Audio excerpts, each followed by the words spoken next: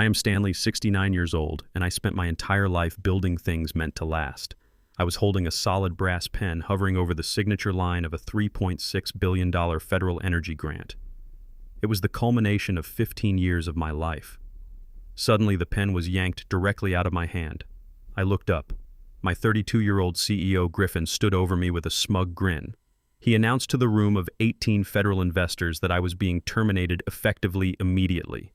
My own son Cameron, the vice president of the company, was sitting right next to Griffin. Cameron did not defend me. He just stared at the mahogany floor. Before I tell you how a simple piece of plastic around my neck cost them an empire, let me know what city you are watching from in the comments. Please like and subscribe if you believe that loyalty should never be a one-way street. The boardroom was dead silent. The air conditioning hummed above us. 18 men and women in tailored suits stared at Griffin in absolute shock. I slowly lowered my empty hand to the table. I did not raise my voice. I did not show an ounce of anger. I just looked at the young man who thought he had outsmarted a veteran engineer. I remained perfectly calm. I smoothed out the cuff of my jacket. Griffin folded his arms, waiting for me to beg. I refused to give him that satisfaction. Griffin leaned across the massive conference table and pointed at my chest. He demanded that I hand over my security badge and leave the premises instantly. He spoke to me as if I were a common criminal caught stealing office supplies.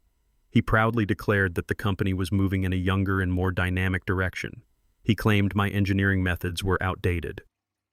I unclipped the plastic badge from my lapel. I placed it gently on top of the heavy stack of contract documents.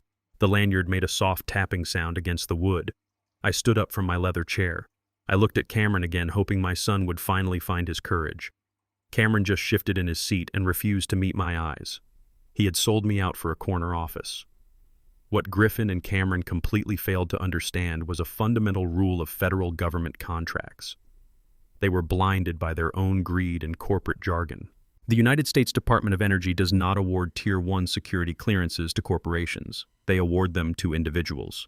It took me 7 years of intense background checks, polygraphs, and classified project evaluations to earn that specific clearance. I was the only person in the entire organization legally authorized to access the core data servers for the green energy grid. The company did not own the clearance. I owned the clearance. Griffin thought he was simply firing an old man to save money on a high salary. He had no idea he was actually severing the only bridge between his company and the federal government. I buttoned my suit jacket. I did not bother trying to explain this to him. When an arrogant man is making a fatal mistake, it is always best to let him finish. I pushed my chair in perfectly straight. I gave Griffin a polite nod. I told him I wished him the best of luck with the new direction of his dynamic company. Griffin sneered and told me the security guards would escort me to the parking garage. He turned his attention back to the investors, putting on his most charming corporate smile. He adjusted his expensive silk tie and spread his hands out in a welcoming gesture. He truly believed the hard work was over and the billions were already in his bank account. He was so foolish. The lead federal investor was a stern woman named Director Harper. She had been observing the entire spectacle with cold and calculated eyes. She did not return Griffin's charming smile. Instead, she reached out and picked up my discarded security badge. She looked at it for a long moment. Then she stood up. Director Harper calmly closed her leather briefcase. The metallic snap echoed loudly in the tense room. She informed Griffin that the $3.6 billion grant was predicated entirely on my personal engineering oversight. She stated clearly that without my active security clearance, the company was no longer in compliance with federal law. Therefore, the grant was instantly voided. Griffin froze. His smug smile vanished, replaced by a look of sheer terror. He started stammering, waving his hands and promising that Cameron was fully capable of taking over the project. He pointed to my son, desperately trying to sell him as the new chief engineer.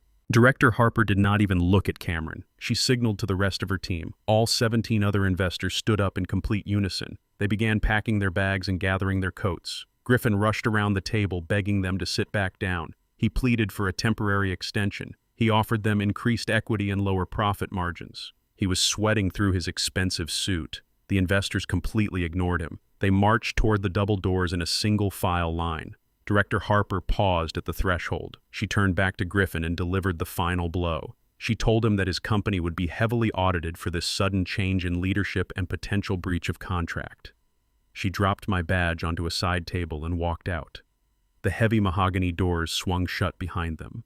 In less than 2 minutes, Griffin had successfully destroyed the biggest financial deal in the history of the industry. The room felt entirely empty. The air was thick with the suffocating realization of total failure. I watched Griffin collapse into the nearest chair, pulling at his hair. I felt no pity for him. I turned my back on the pathetic scene. I walked toward the exit with my head held high. I knew my worth, and I knew they would soon realize exactly what they had just lost. I pushed the doors open. I walked down the long glass hallway toward the elevators.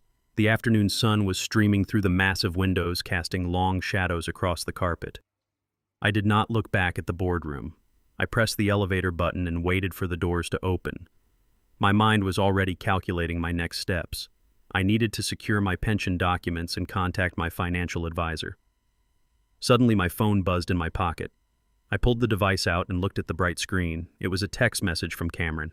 After sitting in absolute silence while his boss publicly humiliated and fired me, my son finally decided to communicate.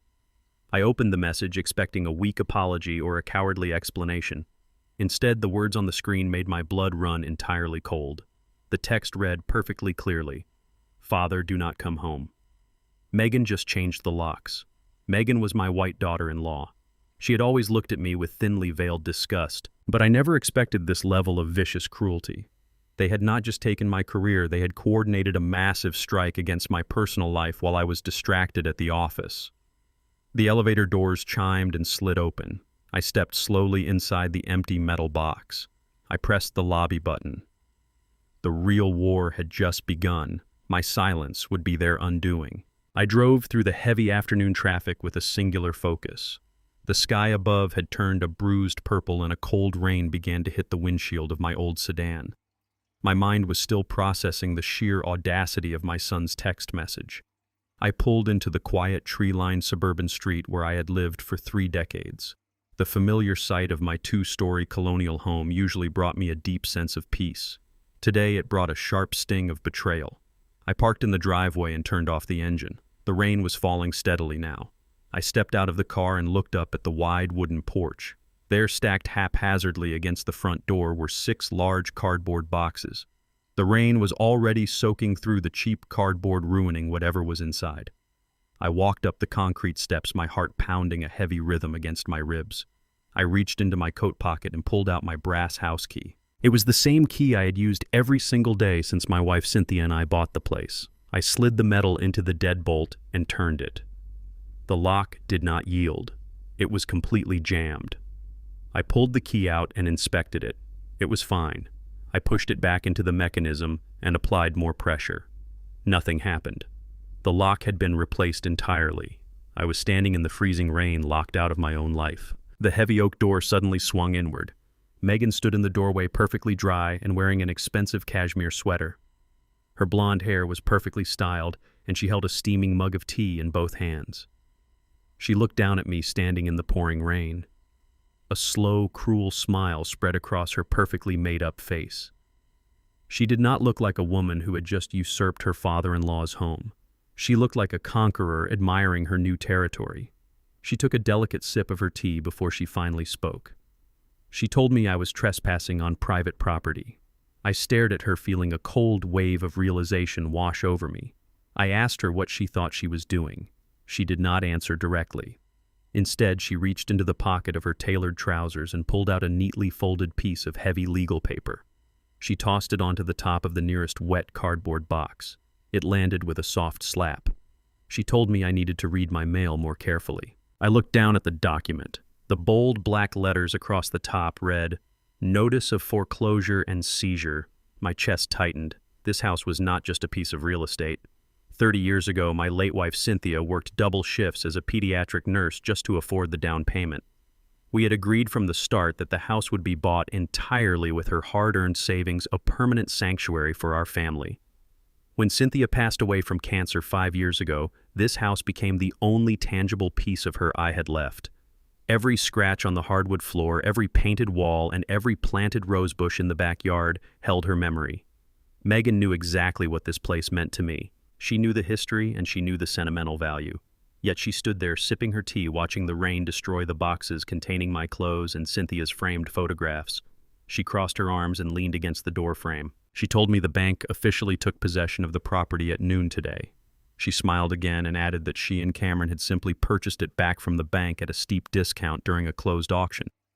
I was suddenly a homeless man standing on the porch of a stranger. I reached out with a trembling hand and picked up the wet document.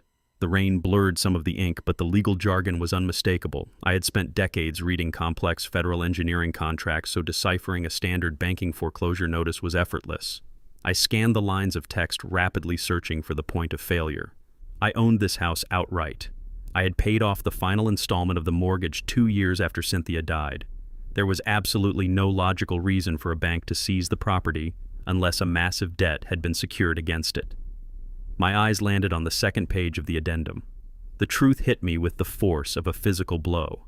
Exactly 6 months ago, a commercial equity loan had been taken out using the house as collateral. The loan was for $2.5 million. I traced the routing information printed at the bottom of the page. The funds had not been deposited into any of my personal accounts. The money had been transferred directly into the primary operating account of Griffin's corporate startup. They had leveraged my entire life to keep their sinking company afloat while they waited for the federal grant to be approved. They had gambled my wife's legacy on a business they could not even manage properly. But a loan of that magnitude required the explicit, notarized consent of the property owner. It required my physical presence, my identification, and my signature. I flipped to the final page of the document where the guarantor signatures were located. The rain was coming down harder now, soaking my shoulders and running down my neck. I wiped a drop of water off the paper to see clearly. There at the bottom of the page was my name, Stanley. It was signed in blue ink. It was an exact replica of the signature I used on official documents. But I had never seen this paper before in my life. I had never stepped foot in that specific bank branch. I had never authorized a single penny to be borrowed against Cynthia's home.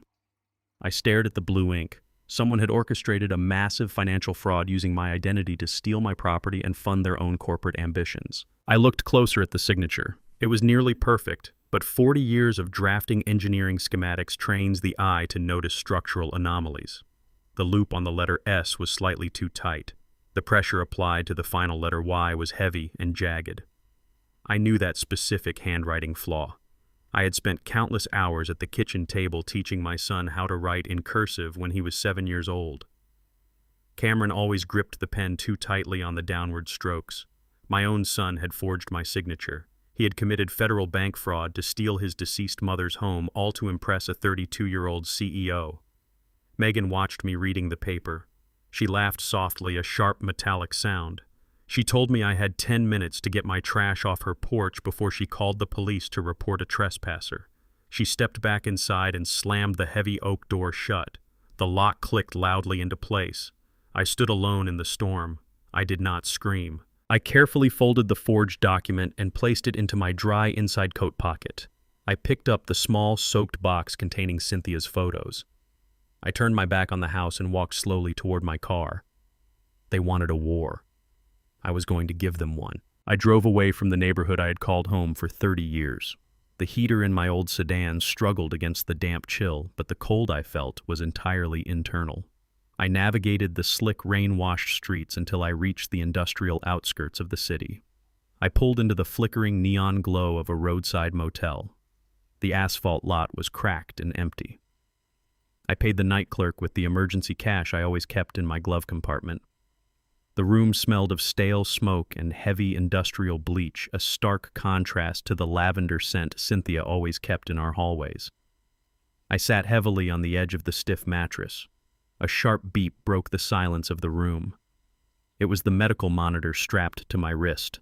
My heart rate was elevating into the danger zone, a physical reaction to the sheer stress of the afternoon. I reached over and silenced the alarm without a second thought. I did not have the luxury of resting or worrying about my blood pressure tonight. I placed the small, rain-damaged cardboard box on the cheap laminated nightstand. Then I set my worn leather briefcase on the faded bedspread. I snapped the brass latches open. The familiar smell of aged leather and old paper grounded me. My enemies thought they had stripped me of all my resources when they took my office and my house. They were severely mistaken. I reached inside the dark compartment. Before I could begin my counteroffensive, I needed to ensure my physical stamina would hold out. The tight pressure in my chest was a constant reminder of my advanced age and my medical reality. I pulled my laptop from the briefcase and connected to the unsecured motel internet network. I navigated to my digital pharmacy portal to order an emergency refill of my beta blockers. The medication was expensive but absolutely necessary to keep my heart rhythm stable during high-stress situations. I entered the prescription details and proceeded to the payment screen. I typed in the numbers for my primary checking account. The screen loaded for a few seconds before flashing a stark red error message indicating the transaction was denied. I frowned, assuming it was a simple fraud alert triggered by the motel network. I pulled out my secondary credit card, a platinum account with a massive limit I had maintained for 2 decades. I entered the numbers carefully. The screen flashed denied again. A cold realization began to form in my mind. I quickly logged directly into my primary banking portal. The screen loaded, but instead of showing my balances, a massive legal banner blocked the page. It stated that all assets and accounts under my name had been frozen pending a judicial review. I read the fine print at the bottom of the notification. The freeze was enacted under an emergency guardianship petition. The petitioner was Cameron. My own son had filed legal documents with a local judge claiming I was suffering from severe rapid-onset dementia and was entirely incapable of managing my own finances. He had used my sudden termination as proof of my supposed mental decline. Cameron and Megan had not just stolen my house. They had legally financially paralyzed me. They wanted me destitute, sick, and completely unable to hire a lawyer to fight back. They expected me to panic. They expected the lack of medication to weaken me into submission.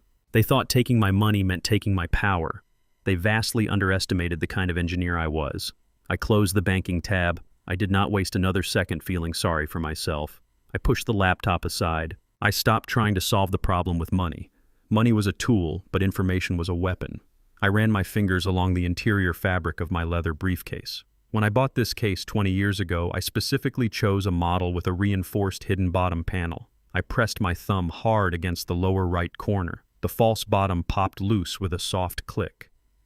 I slid my hand into the narrow cavity and pulled out a sleek matte black solid-state drive. It was no larger than a deck of cards, but it held the power to bring Griffin's entire corporate structure to its knees. During my 15 years developing the core architecture for the federal green energy grid, I understood the massive security risks involved. The government demanded absolute perfection, but corporate executives like Griffin only cared about profit margins and rushed deadlines.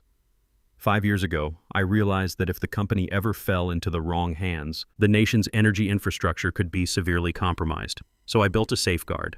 I coded a deeply buried, fully encrypted administrative backdoor into the primary server architecture.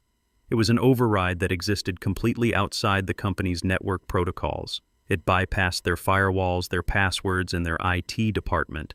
Only my specific security clearance credentials and the encryption keys stored on this very drive could access it. Griffin thought he owned the system because his name was on the building lease. He did not realize that I was the ghost in the machine. I plugged the drive into my laptop. A black terminal window instantly appeared on the screen, demanding a 72-character alphanumeric password. I typed it in flawlessly from memory. The screen turned bright green, displaying the master control node for Griffin's entire data network. Every single piece of intellectual property, every client file, and the entire federal project framework was sitting right at my fingertips. I watched the data streams cascading down the monitor, reflecting in my glasses. Griffin had built his arrogant facade on the assumption that he controlled this information. He paraded around the boardroom, treating me like a disposable asset, completely ignorant of the invisible threads holding his empire together. Now he was about to learn a very painful lesson about the architecture of power. I did not need to destroy the data. Deleting federal property would make me a criminal, and I had no intention of breaking the law. I simply needed to change the locks exactly like Megan had done to my home. I brought my hands to the keyboard. I typed a single precise line of command code. It was a complete revocation protocol. It instantly invalidated every security certificate and user access token associated with Griffin's corporate domain. I took a slow, deep breath, feeling the persistent ache in my chest. Then I pressed the enter key. The terminal window flashed once and disappeared. It was done. It was entirely silent, but the digital shockwave was massive. At this exact second, every employee logged into Griffin's network was abruptly kicked offline. Every server connection was severed. The company was now completely locked out of its own product. Tomorrow morning, Griffin would walk into his sleek office expecting to salvage the federal deal and parade around as a brilliant CEO. Instead, he would find himself staring at blank screens. His empire would go completely dark. I shut the laptop and finally lay back against the stiff motel pillows. Let them panic. They had started this war by taking my badge and my home, but they had left me with the one thing that truly mattered: my mind. Tomorrow they would beg for mercy. The thin curtains of the motel room did little to block the harsh morning sunlight. I was already awake, sitting in the single stiff armchair watching the dust motes dance in the air. I knew exactly what was happening across the city. Griffin and his executive team were currently staring at black screens completely locked out of their own infrastructure.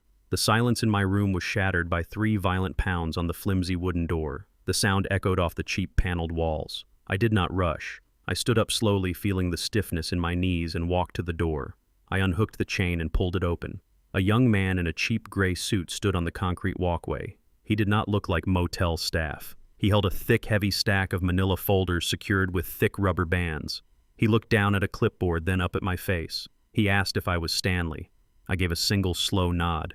He shoved the heavy stack of folders directly against my chest. I had to bring my arms up quickly to catch the massive weight of the paper. The young man took a step back, snapped a quick photo of me with his phone, and loudly declared that I had been officially served. He turned on his heel and sprinted back to his car. I closed the door and locked it. I walked back to the bed and dropped the heavy folders onto the mattress. The legal assault had arrived. I snapped the rubber bands and opened the first folder. The sheer volume of paper was designed to intimidate a classic corporate litigation tactic meant to crush an opponent before they could even read the charges. I put on my reading glasses and scanned the bold text on the primary injunction. The plaintiffs were listed as Griffin's corporate entity, and shockingly, Megan was listed as a co-plaintiff acting as a financial stakeholder. They were not just suing me for breach of contract.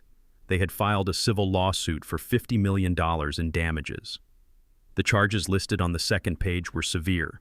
They were formally accusing me of corporate sabotage, intellectual property theft, and domestic cyber terrorism. They painted a picture of a disgruntled, mentally unstable former employee who had maliciously destroyed their central servers in a fit of rage after a lawful termination. They were demanding immediate financial restitution, knowing full well my accounts were frozen. But the money was only a distraction. The final paragraph of the document requested the immediate involvement of the Federal Bureau of Investigation. Griffin and Megan did not just want to bankrupt me. They wanted to see me handcuffed, prosecuted, and locked in a federal penitentiary for the rest of my natural life. They were trying to criminalize my defensive maneuver to force me to surrender the master access keys. If convicted of federal cyber terrorism, I would face up to 30 years in a maximum security facility. It was a brutal, calculated strike designed to trigger absolute panic. A normal man would have collapsed under the weight of a $50 million lawsuit. A normal man would have grabbed the phone and begged for a settlement. I simply turned to the next page. I had spent 40 years dealing with federal regulators and cutthroat defense contractors. I knew that the thicker the legal document, the more lies it contained to hide its structural weaknesses. Griffin was terrified, and this massive stack of paper was his desperate scream for help. I pulled the second folder from the stack and spread the technical filings across the faded bedspread. If Griffin was going to accuse me of intellectual property theft, he had to prove he actually owned the property in the first place. I ignored the aggressive legal threats and focused entirely on the data. I read through the sworn affidavits signed by Griffin and his newly promoted vice president, my son Cameron. They detailed the exact timeline of the server crash and included a comprehensive list of the allegedly stolen data files. I flipped to the financial exhibits attached at the very back of the injunction. These were the documents submitted to the judge to prove my actions had caused immediate catastrophic financial harm, thereby justifying the asset freeze and the emergency lawsuit. I dragged my finger down the columns of numbers. My engineering background demanded mathematical precision, and I immediately spotted the glaring inconsistencies. The financial records they submitted under oath were completely fabricated. They had drastically inflated the company's operational revenue to make the supposed losses look catastrophic. More importantly, they had hidden the $2.5 million loan they illegally took out against my home. They presented the company as highly profitable right up until the exact moment I cut the server access. They had committed perjury by submitting doctored financial ledgers to a federal judge. This was a catastrophic mistake on their part. In their desperate rush to crush me, they had weaponized a lie. If I could expose the altered numbers, the entire $50 million lawsuit would collapse and they would be the ones facing federal charges for defrauding the court. I took out a pen and began circling the fabricated data points. I was building a map of their deceit line by line. I reached the final document in the pile. It was a mandatory summons. I was ordered to appear at a formal legal deposition the very next morning at the offices of Griffin's high-powered corporate attorneys. I stared at the bold font dictating the time and location. Then the true strategy behind this massive legal assault clicked into place. Griffin did not actually want to go to trial. A trial would expose his doctored financials and his utter lack of federal security clearance. He needed the servers turned back on immediately, or his entire company would implode within 72 hours.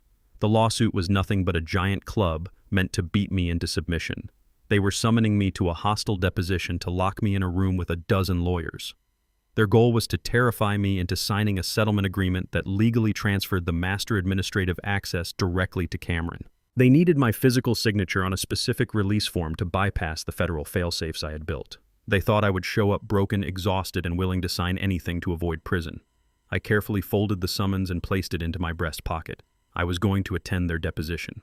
I was going to walk right into their trap. I arrived at the towering glass skyscraper that housed Griffin's legal team precisely at 9 in the morning. I was directed to a massive, sterile conference room on the 50th floor. I took my seat on one side of a long mahogany table. I was entirely alone. Directly across from me sat a veritable army of hostility.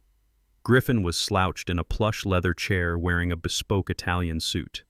Megan sat next to him, her eyes gleaming with predatory excitement. Cameron was seated at the far end, looking everywhere except at me. Flanking them were 5 high-priced corporate lawyers, their briefcases open and their laptops glowing.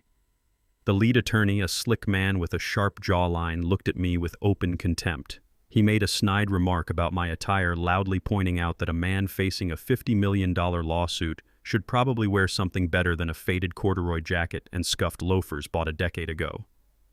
Griffin laughed loudly at the insult. Megan joined in, whispering something into Griffin's ear that made him smile even wider.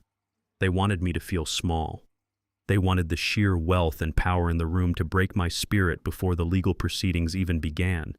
I did not react to their childish insults. I simply folded my hands on the table and waited for the court reporter to set up her stenography machine. The real game was about to start. The court reporter asked everyone in the room to raise their right hands and swear to tell the truth. I did so with complete calm. The lead attorney immediately launched his aggressive assault. He did not ask questions to gather facts. He fired rapid accusations meant to batter me into submission. He demanded I confess to maliciously locking the corporate servers. He demanded I hand over the master administrative passwords right then and there to mitigate the massive financial damage I had supposedly caused. He threatened me with imminent federal prison time, pacing back and forth across the room to emphasize his sheer power. I remained completely silent. My silence seemed to infuriate Griffin, who slammed his fist on the mahogany table and demanded I answer his expensive lawyer. When raw intimidation failed, they switched to their most cruel and calculated tactic. The lead attorney called Cameron to speak for the official record.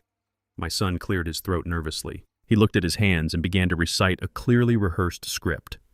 Under penalty of perjury, Cameron testified that I had been displaying severe signs of paranoia and rapid cognitive decline for the past year. He claimed I had become obsessively territorial over the federal grant, entirely delusional about my own importance to the overarching project. He stated for the official record that I had illegally copied sensitive corporate data to a private encrypted drive before deliberately crashing the network in a fit of dementia-induced rage. Listening to my own flesh and blood assassinate my character under oath was a profound kind of pain. He was willing to have me declared legally insane and thrown in a federal cage just to save his own corporate title. Megan watched my face closely, desperately hoping to see a tear or a break in my stoic composure. I gave her absolutely nothing. I let Cameron finish his pathetic tapestry of lies. The lawyer then asked Cameron if he genuinely believed I was a direct threat to the financial stability and the intellectual property of the corporation. Cameron finally looked up, his eyes cold and entirely empty. He said yes. The lawyers smiled triumphantly, deeply confident that they had built an airtight case for emergency guardianship and criminal prosecution. They had painted a beautiful masterpiece of deceit. It was finally time for me to burn it down. I leaned forward slightly in my chair. The movement was small, but it immediately drew the attention of everyone in the sprawling room. I looked directly past the line of aggressive lawyers and locked eyes with Griffin. I spoke for the very first time since entering the building. My voice was steady, resonant, and completely devoid of the fear they expected to hear. I told the lead attorney that I had a single clarifying question for the chief executive officer before I responded to any of their ridiculous demands. The lawyer scoffed loudly, stating I was in no position to interrogate anyone. But Griffin held up his hand to silence his counsel. His massive arrogance was his greatest weakness, and he simply could not resist the opportunity to flex his authority over me on the official legal record. He leaned back in his plush leather chair, crossed his legs, and smugly told me to ask my question. I addressed the court reporter first, ensuring she was actively recording every single syllable I was about to say. Then I looked back at Griffin's arrogant face. I asked him to state clearly and unambiguously under oath that his corporation was the sole legal owner of the core architectural design for the green energy grid. I asked him to confirm that this specific design was the proprietary intellectual property of his private company created within his facilities and entirely under his exclusive corporate control. Griffin laughed out loud. He looked down the table at his lawyers, who were all nodding in smug agreement. Griffin leaned forward into the recording microphone positioned in the center of the mahogany table. He stated proudly that his company absolutely owned every single line of code, every complex schematic, and every mathematical algorithm associated with the entire project. He claimed total ownership and total operational control. He even added a mocking remark, stating that my outdated brain might have physically typed the code, but his company legally owned the computer I typed it on. He felt incredibly powerful in that specific moment. He had just claimed absolute dominion over the most advanced energy grid design in the entire country. He had also just walked blindly into a devastating federal trap I had set 15 years ago. I asked him to confirm his definitive statement one final time for absolute legal clarity. Griffin sneered, looked directly into my eyes, and loudly said yes. I reached into the inner pocket of my faded corduroy jacket. I bypassed the forged foreclosure document and pulled out a single neatly folded sheet of heavy ivory paper. It was not a corporate contract. It bore the heavy embossed seal of the United States Department of Defense. I slid the document across the smooth table directly to the court reporter. I instructed her to enter it into the official record as Exhibit A. The lead attorney frowned and snatched the paper before the reporter could take it. He read the first few lines, and the blood instantly drained from his face. His arrogant posture collapsed. The document was a classified federal patent. It proved conclusively that the core architectural design did not belong to Griffin's company. It was classified national security property developed under a strict military grant I had secured years before Griffin was even hired. By claiming absolute ownership and control of classified defense technology under oath, Griffin had just provided a recorded confession to felony corporate espionage and theft of government property. The lawyers froze in sheer terror. Griffin demanded to know what the paper was. I stood up slowly from my chair. I looked down at the men who thought they could bury me. I told Griffin he was no longer suing an old man. He had just declared war on the federal government. The fallout from the deposition was instantaneous. I did not even have to make a phone call to alert the authorities. The court reporter's encrypted digital transcript was automatically flagged by the Department of Defense liaison assigned to monitor the energy grant. Within 2 short hours of Griffin uttering his arrogant confession, the gleaming glass doors of his corporate headquarters were violently shattered. A massive tactical team of Federal Bureau of Investigation agents swarmed the pristine marble lobby. They did not politely ask for the receptionist or wait for an appointment. They poured out of black tactical vehicles wearing heavy tactical armor and carrying sweeping federal warrants. They stormed the executive suites on the 50th floor with terrifying speed. I sat securely in my car parked across the street, watching the magnificent chaos unfold through my rain-slicked windshield. The federal agents began hauling out heavy stacks of hard drives, sealed server racks, and endless cardboard boxes of paper files. Every single computer monitor in the building was violently unplugged and tagged as federal evidence. The young, arrogant executives who had openly laughed at my faded corduroy jacket earlier that morning were now standing on the wet sidewalk in the pouring rain, holding small personal boxes, looking completely terrified. The entire corporate facade was effectively dismantled in less than 30 minutes. They were treating the luxury building like an active crime scene because that is exactly what it had become. Griffin had triggered a massive national security protocol. Through the heavy glass walls of the ground floor lobby, I saw Griffin being physically pushed against a marble pillar by two senior federal agents. He was no longer the smug visionary who had boldly fired me in front of 18 investors. He was sweating profusely, his expensive, bespoke Italian suit wrinkled and stained with spilled coffee. The federal agents loudly demanded the administrative encryption keys to the classified servers. Griffin was panicking like a trapped animal, frantically pointing his shaking finger at the man standing trembling beside him. He pointed directly at my son Cameron. I watched my own flesh and blood recoil in absolute horror as his wealthy boss betrayed him without a single second of hesitation. Griffin was screaming to the stern agents that he was merely the financial executive of the corporation. He loudly claimed he had absolutely zero technical knowledge of the secure systems or the classified military patents. He swore under federal scrutiny that the vice president of engineering was entirely and solely responsible for all the classified data transfers. To prove his desperate lie, Griffin forcefully pulled a thick stack of heavily redacted authorization forms from his leather briefcase and shoved them directly into the lead agent's hands. I knew exactly what those specific forms were. When Cameron had conspired with Griffin to take my job, he had eagerly signed hundreds of technical transfer documents without ever bothering to read the fine print. He was too desperate to solidify his new powerful corporate title. By signing those papers, Cameron had legally accepted full documented responsibility for moving classified military data onto unsecured commercial servers. The lead FBI agent carefully reviewed the blue ink signatures, looked up at Cameron, and immediately ordered him to place his hands behind his back. The heavy metal handcuffs clicked loudly, a definitive sound I could practically feel vibrating in my own chest from across the street. My son was being arrested for federal espionage, corporate sabotage, and gross mishandling of critical national security assets.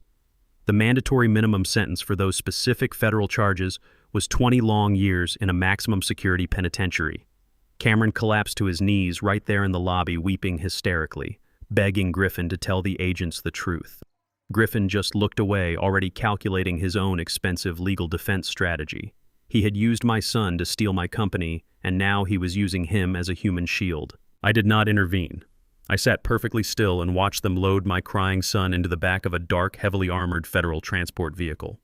I started the engine of my old sedan and drove away from the shattered glass and the flashing red and blue police lights.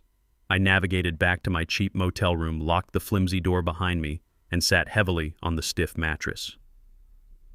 10 minutes later, my cell phone began to vibrate violently against the laminated nightstand. The caller identification displayed a restricted number originating from the local federal holding facility. I slowly accepted the call and pressed the phone to my ear. Cameron's voice immediately came through the tiny speaker, choked with heavy, breathless sobs and sheer, unadulterated panic. He was breathing erratically, desperately, begging me to just listen to him for 1 minute. He cried out that the federal agents were currently processing him for high treason and corporate espionage. He pleaded with me to call the Department of Defense to use my old military contacts to explain that it was all a terrible misunderstanding orchestrated entirely by Griffin. He sobbed loudly, reminding me that he was my only child, my own flesh and blood. He promised to give me the house back immediately, to restore my frozen bank accounts, to do absolutely anything I wanted if I would just save him from spending the next 2 decades in a concrete cell. He sounded exactly like the terrified 7-year-old boy who used to hide behind my legs during loud thunderstorms. But he was not an innocent boy anymore. He was a grown man who had actively forged my signature to steal his dead mother's beloved home. He was a man who had sat in a formal deposition just hours ago and sworn under penalty of perjury that I was mentally insane, all to protect his own greed. I listened to his frantic pleading until he finally ran out of breath and was just gasping into the receiver. The silence on the line was incredibly heavy. I did not raise my voice or show any anger. I spoke with absolute freezing clarity. I told him that my son died the exact moment he sold his mother's legacy to a corporate thief. I told him I have no son. I pressed the red button and ended the call. The phone did not stay silent for long. Less than 2 minutes after I hung up on Cameron, the device rang again. This time it was a private local number. I answered it cautiously. Megan's voice hissed through the small speaker. She was not crying for her arrested husband. She was absolutely furious, her tone sharp, calculating, and full of pure venom. She had already heard about the federal raid and Cameron's incarceration, but instead of apologizing or begging for mercy, she doubled down on her profound cruelty. She coldly informed me that she had anticipated a potential legal counterattack and had meticulously prepared a contingency plan to destroy me. She claimed to have fabricated a massive, incredibly detailed file of medical and financial documents. These fake documents detailed an illicit, decades-long affair and massive financial embezzlement committed by my late wife, Cynthia. Megan threatened to release the entire destructive file to every major media outlet in the city, permanently destroying Cynthia's pristine reputation in our community and dragging her sacred memory through the mud. She issued a strict, non-negotiable ultimatum. I was to contact the federal prosecutors immediately, completely retract my statement regarding the classified patent, and publicly claim the entire deposition was a mistake caused by my declining mental health. She hung up the phone before I could say a single word in response. I stared at the dark screen, realizing the depths of her true depravity. I did not reply to her vicious threat over the phone. I refused to give her the satisfaction of hearing my voice waver. Instead, I sent her a single text message instructing her to meet me at the central branch of our regional bank in exactly 1 hour. The drive downtown was absolutely agonizing. A sharp, squeezing pain radiated across my chest and traveled slowly down my left arm. My heart was violently struggling to maintain its regular rhythm without the daily beta blockers Cameron had deliberately prevented me from purchasing. I parked my old sedan in the wet lot and walked heavily through the massive polished brass doors of the bank building. The grand lobby was relatively quiet, filled with the low hum of hushed conversations and the clicking of automated counting machines. Megan was already there. She was sitting elegantly on a tufted velvet waiting bench near the large front windows. She looked completely unbothered by the stark reality that her husband was currently sitting in a federal holding cell, facing decades in prison. I approached her slowly, my breathing shallow and visibly labored. I demanded she hand over the small white pharmacy bag resting casually on her lap. I knew she had intercepted my emergency prescription delivery at my house earlier that morning. Megan picked up the bag and dangled it from her perfectly manicured fingers. She smiled warmly, watching the cold sweat form on my forehead. She knew exactly how much physical pain I was enduring. She told me the medication was mine to take, but it came with a very steep price. She was holding my physical life hostage right in the middle of a crowded public lobby. Megan patted the empty space on the velvet bench right next to her, gesturing for me to sit down like an obedient dog. I absolutely refused. I stood tall over her, forcing myself to completely ignore the tightening vice gripping my heart muscle.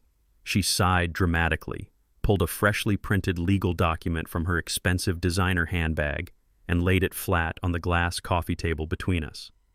It was a formal affidavit of retraction drafted by expensive lawyers. It stated clearly that my previous sworn testimony regarding the classified military patent was entirely false, brought on by severe cognitive decline and intense emotional stress. She tapped a heavy gold pen against the signature line. She told me to sign the paper right now, or she would throw my life-saving medication directly into the lobby trash can and walk out the front door. But the malicious blackmail did not stop there. Megan leaned forward, her voice dropping to a low, conspiratorial whisper. She informed me that while she was boxing up my personal belongings yesterday, she had thoroughly searched my private home office. She had intentionally broken the lock on my filing cabinet and discovered the official paperwork for a highly private financial trust. It was a secondary medical trust my late wife Cynthia had established many years ago, kept entirely separate from our primary joint accounts. Cynthia had quietly funded it with her own family inheritance, specifically designing the account to cover my future healthcare costs so I would never become a financial burden to anyone in my old age. Megan looked up at me with pure, unadulterated malice shining in her eyes. She proudly declared that since Cameron had successfully enacted the emergency financial guardianship order, she now possessed full legal authority over all my assets, including Cynthia's hidden medical trust. She told me the trust currently contained over $400,000 in liquid cash. She planned to drain every single penny of it before the bank closed today to pay the exorbitant retainers for Griffin's elite criminal defense attorneys. She was gleefully planning to use my dead wife's protective money to save the very man who had just destroyed my son. She smiled her chilling smile and pushed the gold pen closer to my hand. She told me I had exactly 1 minute to make a final choice between my physical heart and my dead wife's legacy. I looked down at the heavy gold pen resting on the glass table, then at the white prescription bag dangling loosely in her hand. The pain in my chest was nearly blinding now, a massive crushing weight pressing down hard on my lungs. A younger man might have panicked and lashed out physically. A weaker man would have grabbed the pen, signed the document, and surrendered absolutely everything just to make the terrifying physical pain stop. But Megan fundamentally misunderstood the nature of the man she was trying to break. I did not raise my voice to cause a scene. I did not beg for my medicine. I simply turned my back on her and walked deliberately toward the main teller counter. Megan scoffed loudly behind me, calling me a stubborn, suicidal old fool. I ignored her insult entirely. I bypassed the standard customer line and walked directly up to the elevated desk of the branch manager. His name was Mr. Harrison, and I had known him professionally for over 20 years. I leaned heavily against the polished mahogany wood of his desk to steady my trembling legs. Mr. Harrison looked up from his computer screen, immediately noticing my pale face and my labored breathing. He stood up quickly, asking in a panicked voice if he needed to call an ambulance for me. I raised my hand to stop him. I told him I did not need an ambulance. I told him I needed to execute a direct federal banking override. I took a slow, painful breath and recited the exact alphanumeric statute for the Federal Elder Financial Abuse Prevention Act. I instructed him to immediately invoke Section 314 of the Patriot Act regarding the suspicious financial exploitation of a vulnerable senior citizen. I informed him that the younger woman currently sitting in his lobby was attempting to unlawfully liquidate a protected medical trust using a fraudulent guardianship order based on perjury. Mr. Harrison's eyes widened in realization. As a senior bank official, he knew that this specific federal code required mandatory and immediate action from the institution without the need for a prior court order or a judge's signature. It was a massive nuclear option designed to instantly freeze assets the very moment a senior citizen reported financial coercion. I pulled my state identification card from my wallet and placed it firmly on his desk. I told him to lock the entire system right now. Mr. Harrison did not hesitate for a single second. He sat back down and immediately began typing rapidly on his secure administrative terminal.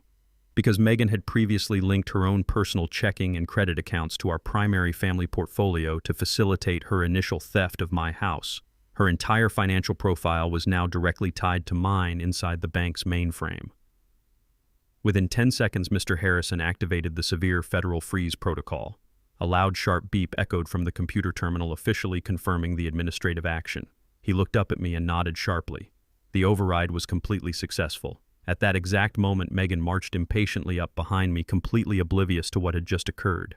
She was holding her premium platinum credit card, loudly demanding that Mr. Harrison process a massive wire transfer to Griffin's legal team immediately. She slammed the plastic card onto the wooden counter. "Mr." Harrison calmly picked up the card and swiped it through his machine. The screen instantly flashed a bright warning red. He looked at Megan with absolute professional coldness. He informed her that the transaction was declined. He then stated loudly that under strict federal law, all of her personal and linked accounts were now permanently frozen, pending a full criminal investigation for elder financial abuse. Megan's smug expression vanished entirely. She stared at the red screen in absolute shock. I reached over, took my pharmacy bag from her limp hand, and walked away. Megan stood frozen in front of the bank manager's desk. Her mouth opened and closed, but absolutely no sound came out. The bright red screen of the terminal reflected in her wide eyes a glowing testament to her sudden ruin. Mr. Harrison calmly handed her platinum card back to her, holding it by the very edge as if it were physically contaminated. She snatched it from his fingers, her perfect corporate facade crumbling into raw, ugly panic. She demanded to speak to the regional director, immediately screaming that she was a wealthy stakeholder and this was a massive administrative mistake. Mr. Harrison did not argue. He simply signaled the armed security guards standing near the vault. He told her firmly that the federal freeze was absolute and advised her to retain independent legal counsel before she made her situation significantly worse. The guard placed a heavy hand on her shoulder, escorting her toward the polished brass doors. The entire lobby watched her humiliating exit in absolute silence. I walked out right behind her, clutching my white pharmacy bag. In the parking lot, she did not even look in my direction. She pulled out her phone and frantically called Griffin. Her voice echoed across the wet asphalt. She was screaming hysterically, cursing his name and accusing him of dragging her into a massive federal investigation. She told him their partnership was completely over and that she was keeping every single asset they had hidden in her personal name. The rats were finally trapped in the corner and they were beginning to viciously cannibalize each other to survive. I got into my old sedan, turned the key, and drove away from the bank. I returned to the dark, quiet sanctuary of my motel room and immediately took my beta blocker. My heart rate slowly returned to a steady, manageable rhythm as the medication flooded my system. I spent the next few hours sitting in the stiff armchair, outlining the structural weaknesses of Griffin's remaining corporate shell on a yellow legal pad. Just after midnight, a heavy, frantic pounding violently shook my cheap wooden door. I looked through the small glass peephole. It was Cameron. His expensive, bespoke suit was torn at the shoulder, his silk tie was missing, and his face was severely bruised, likely from a scuffle during his federal booking process. He had somehow managed to post an emergency cash bond using a shady bail bondsman before the authorities realized his assets were entirely tied to the frozen accounts. I unchained the deadbolt and pulled the door open. Cameron pushed his way inside, bringing the sharp smell of stale alcohol and raw fear into the small room. He was shaking violently from head to toe. He turned to face me, and the dim, flickering motel light caught the dull, metallic gleam of a heavy steel revolver clutched tightly in his right hand.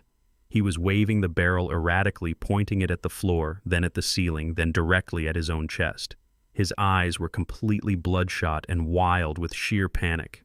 He backed himself into the far corner of the room and slid down the cheap patterned wallpaper until he hit the stained carpet.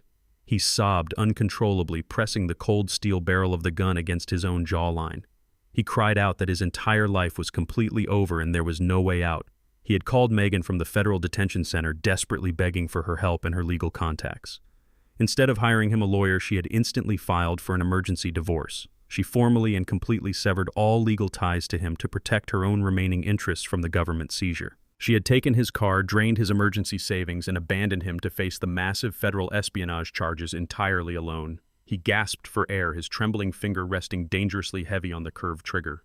He told me he could not possibly survive 20 years in a maximum security federal penitentiary. He said he was going to end it all right here on the floor right now to spare himself the ultimate humiliation of a highly publicized criminal trial. He was a broken, pathetic shell of a man, utterly destroyed by the very people he had sold his soul to impress. He squeezed his eyes shut and tightened his grip on the heavy weapon. I did not panic. I did not raise my hands in the air or shout at him to put the dangerous weapon down. My heart rate remained completely steady, anchored by decades of extreme discipline. I had seen this exact look of blind, animalistic terror in the eyes of young men many times before. Long before I became a senior structural engineer and long before I built complex federal energy grids, I spent 3 brutal years crawling through the humid, blood-soaked jungles of Vietnam as a frontline combat medic. I had spent my youth patching up shattered soldiers who were screaming in absolute agony, desperate to die right there in the mud, rather than face the excruciating pain of survival. I knew exactly how to handle a man who had completely lost his grip on reality. I walked slowly and deliberately across the small motel room, keeping my movements smooth and predictable. Cameron opened his eyes and pointed the trembling barrel directly at the center of my chest, warning me in a cracked voice to stay back. I completely ignored the lethal threat. I closed the short distance between us in 3 long, rapid strides. Before his alcohol-addled and panicked brain could even process the sudden movement, I struck with absolute precision. I brought my left forearm down hard against his wrist, instantly redirecting the barrel of the revolver toward the floorboards. Simultaneously, my right hand clamped down fiercely over the cylinder of the weapon, physically preventing it from rotating and firing a bullet. With a sharp, practiced twist of my wrist, I ripped the heavy gun straight out of his weak grasp. Cameron cried out in sudden pain and curled into a tight, trembling ball on the carpet. I stepped back, holding the weapon securely in my steady hand. I pressed the cylinder release latch and snapped the gun open. I turned the steel frame upside down. 6 heavy brass bullets fell from the chambers. They hit the cheap wooden nightstand and bounced onto the carpet with loud, distinct thuds. I tossed the empty, useless steel frame onto the unmade bed behind me. I looked down at my son, who was now weeping pathetically into his hands, entirely defeated by his own cowardice. He had come here looking for a tragic and dramatic exit, but he lacked the actual courage to pull the trigger when it mattered. I knelt down so my face was exactly at his eye level. I grabbed him roughly by the lapels of his ruined suit and pulled him up until he was forced to look directly into my eyes. I told him he was not going to take the coward's way out and leave me to clean up his mess.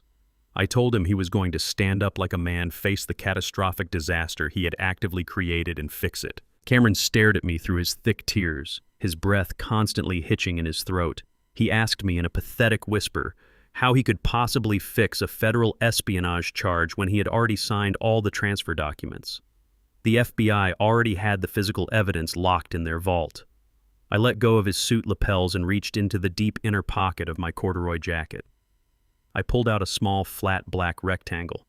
It was a high-grade voice-activated digital recording device I had purchased earlier that afternoon. I pressed it firmly into the palm of his shaking hand and curled his fingers tightly around the smooth plastic casing. I told him that the federal prosecutors did not actually care about a foolish middle manager who signed technical papers blindly to get a promotion.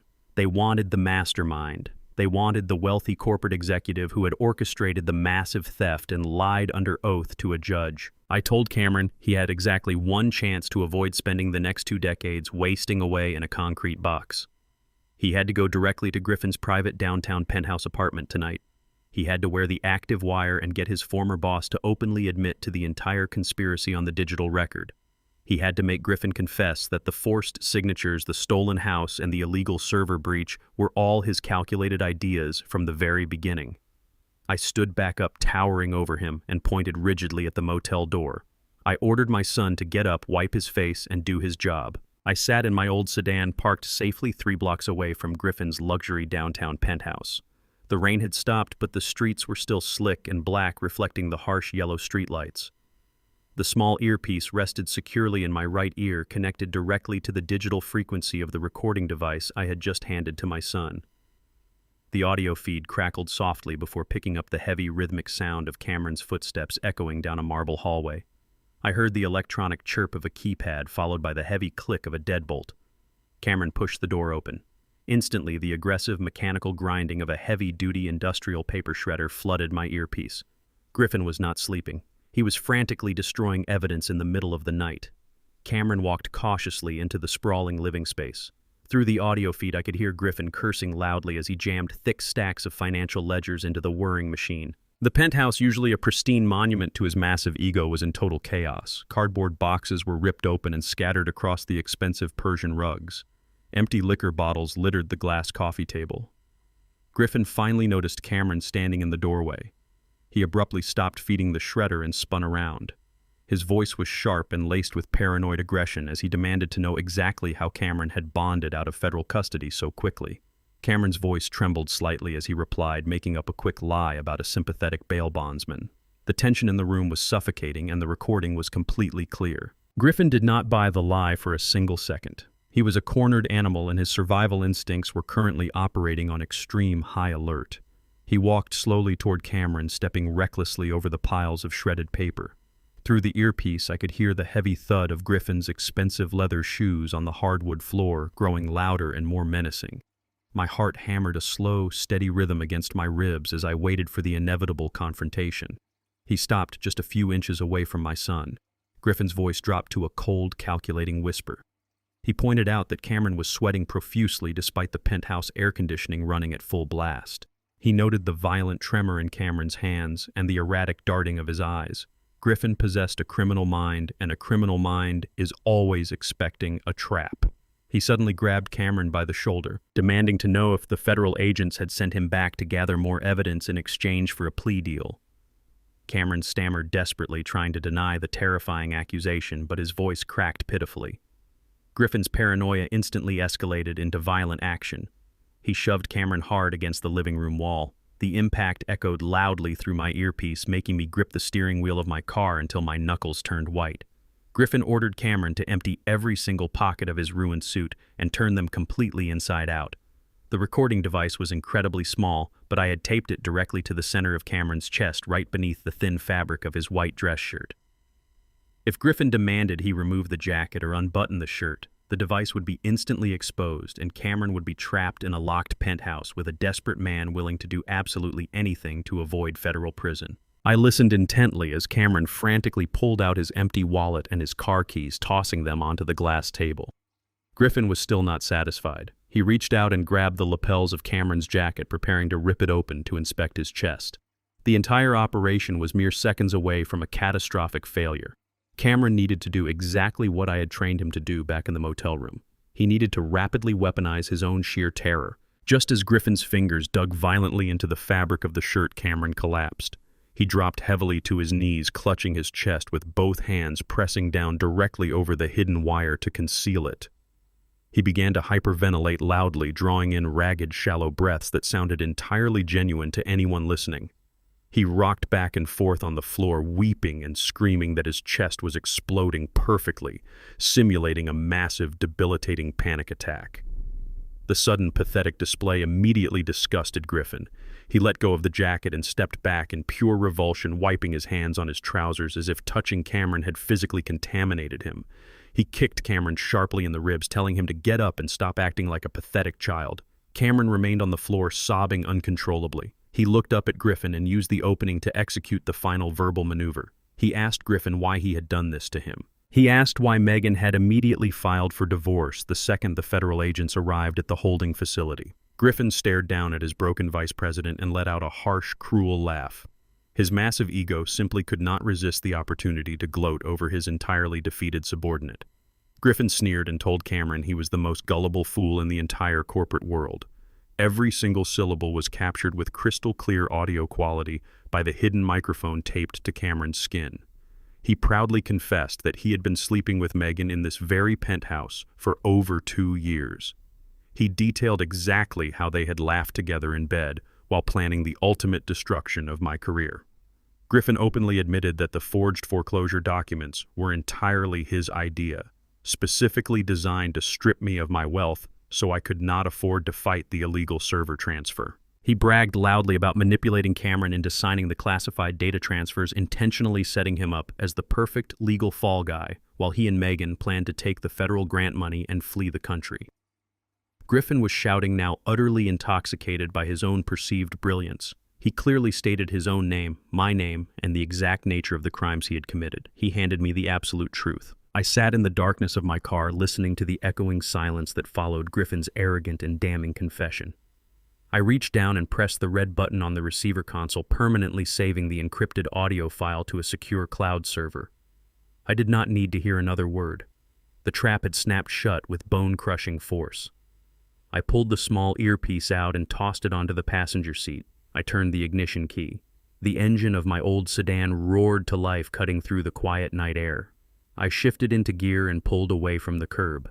I did not drive toward the federal building to hand over the tape, and I certainly did not drive back to the cheap motel. The Federal Bureau of Investigation could easily handle the criminal espionage charges with the evidence they already had. But I needed something much more surgical to completely dismantle Griffin's remaining corporate assets and protect my own intellectual property.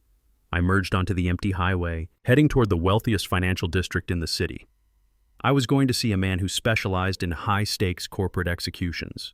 I was driving straight to the private residence of Hayes, the most ruthless defense attorney in the state. The adjustment was entering its final phase. I parked my old sedan outside a fortress of modern architecture in the wealthiest district of the city. The massive steel gates swung open automatically, expecting my arrival. I had called ahead. I walked up the illuminated concrete steps and was greeted at the heavy glass door by Jonathan Hayes. Hayes was not a traditional lawyer. He was a corporate executioner. He built his incredibly lucrative career by dismantling corrupt executives and liquidating their stolen empires. He wore a perfectly tailored dark suit even at 2 a.m, his sharp eyes evaluating me with cold calculation. I followed him into his sprawling home office, a room lined with leather-bound legal texts and massive digital monitors. I did not waste his time with small talk or emotional appeals. I pulled the digital recording device from my jacket pocket and placed it squarely on his pristine glass desk. I told him I had a recorded confession of federal fraud, corporate espionage, and criminal conspiracy. Hayes raised a single gray eyebrow. He connected the device to his sophisticated sound system and pressed play. The pristine audio of Griffin violently shoving my son and arrogantly bragging about stealing my property filled the cavernous room.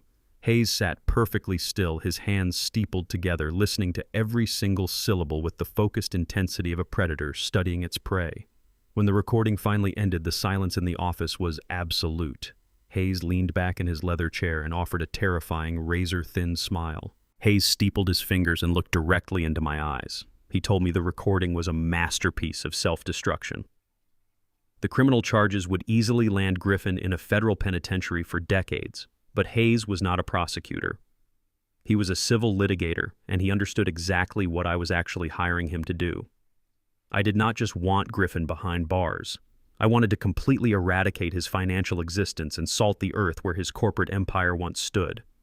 Hayes leaned forward and outlined the brutal reality of the legal war I was about to initiate. Launching a massive countersuit for malicious prosecution, emotional distress, and organized corporate fraud would require an immediate and staggering injection of liquid capital.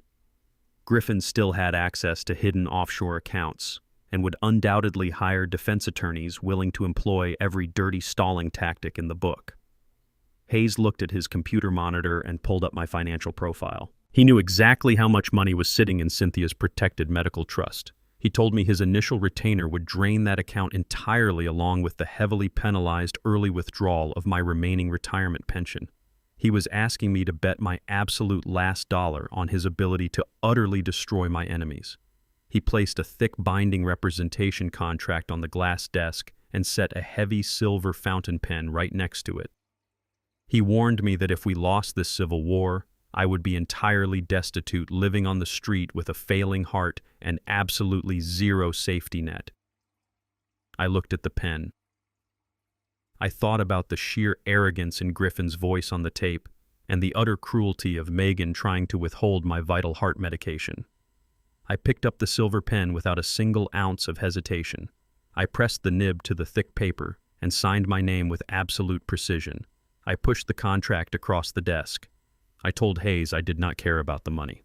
The money was merely a tool, a necessary weapon to burn their parasitic kingdom to the ground. Hayes reviewed the signature, capped the pen, and nodded sharply. He told me to go back to my motel and get some sleep. The execution was scheduled for the morning. The emergency settlement meeting took place at 10 in the morning in the sterile conference room of Griffin's original legal team. The same 5 aggressive corporate lawyers who had gleefully mocked my cheap corduroy jacket just 24 hours ago were now sitting rigidly in their expensive chairs. They looked incredibly pale and sleep-deprived, desperately trying to contain the massive fallout from the disastrous federal raid. Griffin sat at the head of the long mahogany table, his face a tight mask of manufactured confidence. He still believed he could negotiate his way out of a federal espionage charge with a fat check and a non-disclosure agreement. I walked into the room entirely alone, taking my seat directly across from him. Griffin sneered, preparing to launch into another arrogant monologue about my lack of leverage. Before he could speak a single word, the heavy double doors swung violently open. Hayes strode into the room like a conquering general. He did not carry a briefcase or a stack of legal files. He carried only a small high-definition Bluetooth speaker. The lead attorney immediately stood up, his face flushing with anger, demanding to know who Hayes was and who gave him permission to interrupt a private settlement negotiation. Hayes completely ignored the man. He placed the black speaker right in the center of the mahogany table, directly in front of Griffin. Hayes formally introduced himself, and I watched the color instantly drain from the lead attorney's face. Every lawyer in the city knew exactly what it meant when Jonathan Hayes entered a room. Hayes pressed a button on his smartphone. The crystal-clear audio of Griffin's frantic late-night confession blasted through the speaker. The entire legal team listened in absolute horrified silence as their client openly bragged about sleeping with my daughter-in-law, forging federal banking documents, and deliberately framing my son for corporate espionage. Griffin lunged forward to smash the speaker, but Hayes casually pulled it completely out of his reach. The audio played continuously until Griffin's final arrogant declaration of guilt echoed off the glass walls. Hayes turned off the speaker and looked at the 5 trembling lawyers. He calmly informed them that by actively representing a man engaged in ongoing premeditated federal fraud, their own legal licenses and personal freedom were now in extreme jeopardy. The reaction was instantaneous. The lead attorney snapped his leather notebook shut with a loud and definitive crack. He stood up, completely ignoring Griffin, and addressed Hayes directly. He formally stated for the official record that his law firm was immediately withdrawing all legal representation for Griffin and his corporate entities, citing irreconcilable ethical conflicts and massive criminal exposure. The 5 lawyers practically sprinted out of the conference room, desperate to distance themselves from the radioactive disaster sitting at the head of the table. Griffin was left entirely alone, completely abandoned by his expensive shield. I expected him to collapse to beg or to finally realize the sheer magnitude of his absolute defeat. Instead, Griffin leaned back in his chair and started laughing. It was a dark, grating sound that filled the empty room. He looked at Hayes, then locked his arrogant eyes on me. He clapped his hands together slowly in a mocking applause. He congratulated me on a brilliant tactical play, but proudly declared I was entirely too late. He leaned forward, his smile twisting into a vicious sneer. He revealed that while Cameron was frantically wearing a wire, he had been legally executing the final digital transfers. He had just successfully sold the company's remaining shell assets and vital hardware infrastructure to an anonymous foreign shell corporation. The money was already offshore. Griffin did not just move his stolen money offshore to protect himself. He actively launched a scorched earth public relations campaign designed to completely obliterate my personal credibility. If he could convince the world I was an unhinged malicious saboteur, my recorded evidence against him would be entirely dismissed as a vengeful fabrication. Less than 2 hours after the disastrous settlement meeting, every major national news network and financial blog simultaneously received a leaked anonymous audio file. It was presented as a frantic, hate-filled voicemail I had allegedly left on a private company server right after being publicly fired. I sat in my motel room and watched the breaking news alert flash across my television screen in bold red letters. The news anchor gave a solemn, disgusted warning about graphic language before playing the clip to millions of viewers. I heard my own voice fill the small room. The cadence, the deep timbre, and even the slight, familiar wheeze in my breathing were replicated with terrifying accuracy, but the words were absolutely not mine. The fabricated audio featured me screaming a barrage of vile racial slurs explicitly targeting Director Harper and the other federal investors. The fake recording seamlessly transitioned into a manic, hate-filled rant where I proudly confessed to destroying the company's servers out of pure, bigoted spite. Griffin had hired experts to generate a highly advanced artificial intelligence deepfake. He knew that in the modern corporate world, an accusation of severe prejudice was an instant death sentence. He was weaponizing my own voice to execute a highly public assassination of my character. The societal backlash was instantaneous and absolutely merciless. In the court of public opinion, the fake audio was all the proof the world needed to condemn me. Within 45 minutes of the initial broadcast, the secluded location of my cheap roadside motel was somehow leaked to the local press. I looked out the small, grimy window and saw a dozen news vans aggressively jumping the curb. Reporters holding heavy microphones and cameramen carrying bright shoulder lights swarmed the cracked asphalt parking lot like a pack of starving wolves. They banged violently on the thin wooden door of my room, shouting my name, demanding to know if I hated minorities and if my entire career was built on systemic bigotry. They shoved camera lenses directly against the glass pane, trying to capture a single image of the disgraced racist engineer hiding inside. I closed the thin curtains tightly and plunged the room into absolute darkness to avoid the flashing strobes. My cell phone began to ring endlessly. I answered a prioritized call from an encrypted Washington number. It was the senior legal liaison for the Department of Energy's investment block. The representative did not greet me. His voice was laced with pure, unmistakable disgust. He formally informed me that the federal government maintains a strict zero-tolerance policy regarding hate speech and racial discrimination. He stated that regardless of my technical brilliance or the classified patents I held, the investment board was permanently severing all current and future ties with me. I tried to speak to calmly explain that the audio was a meticulously crafted digital forgery designed by Griffin to discredit my testimony. The representative cut me off completely. He told me the federal tech analysts had already run a preliminary surface scan of the audio and found no obvious splice marks. As far as the government was concerned, I was a massive public relations liability they could no longer afford to touch. He hung up the phone completely, severing my access to the $3.6 billion grant. Griffin had successfully painted me into a corner where even my most powerful allies were forced to abandon me.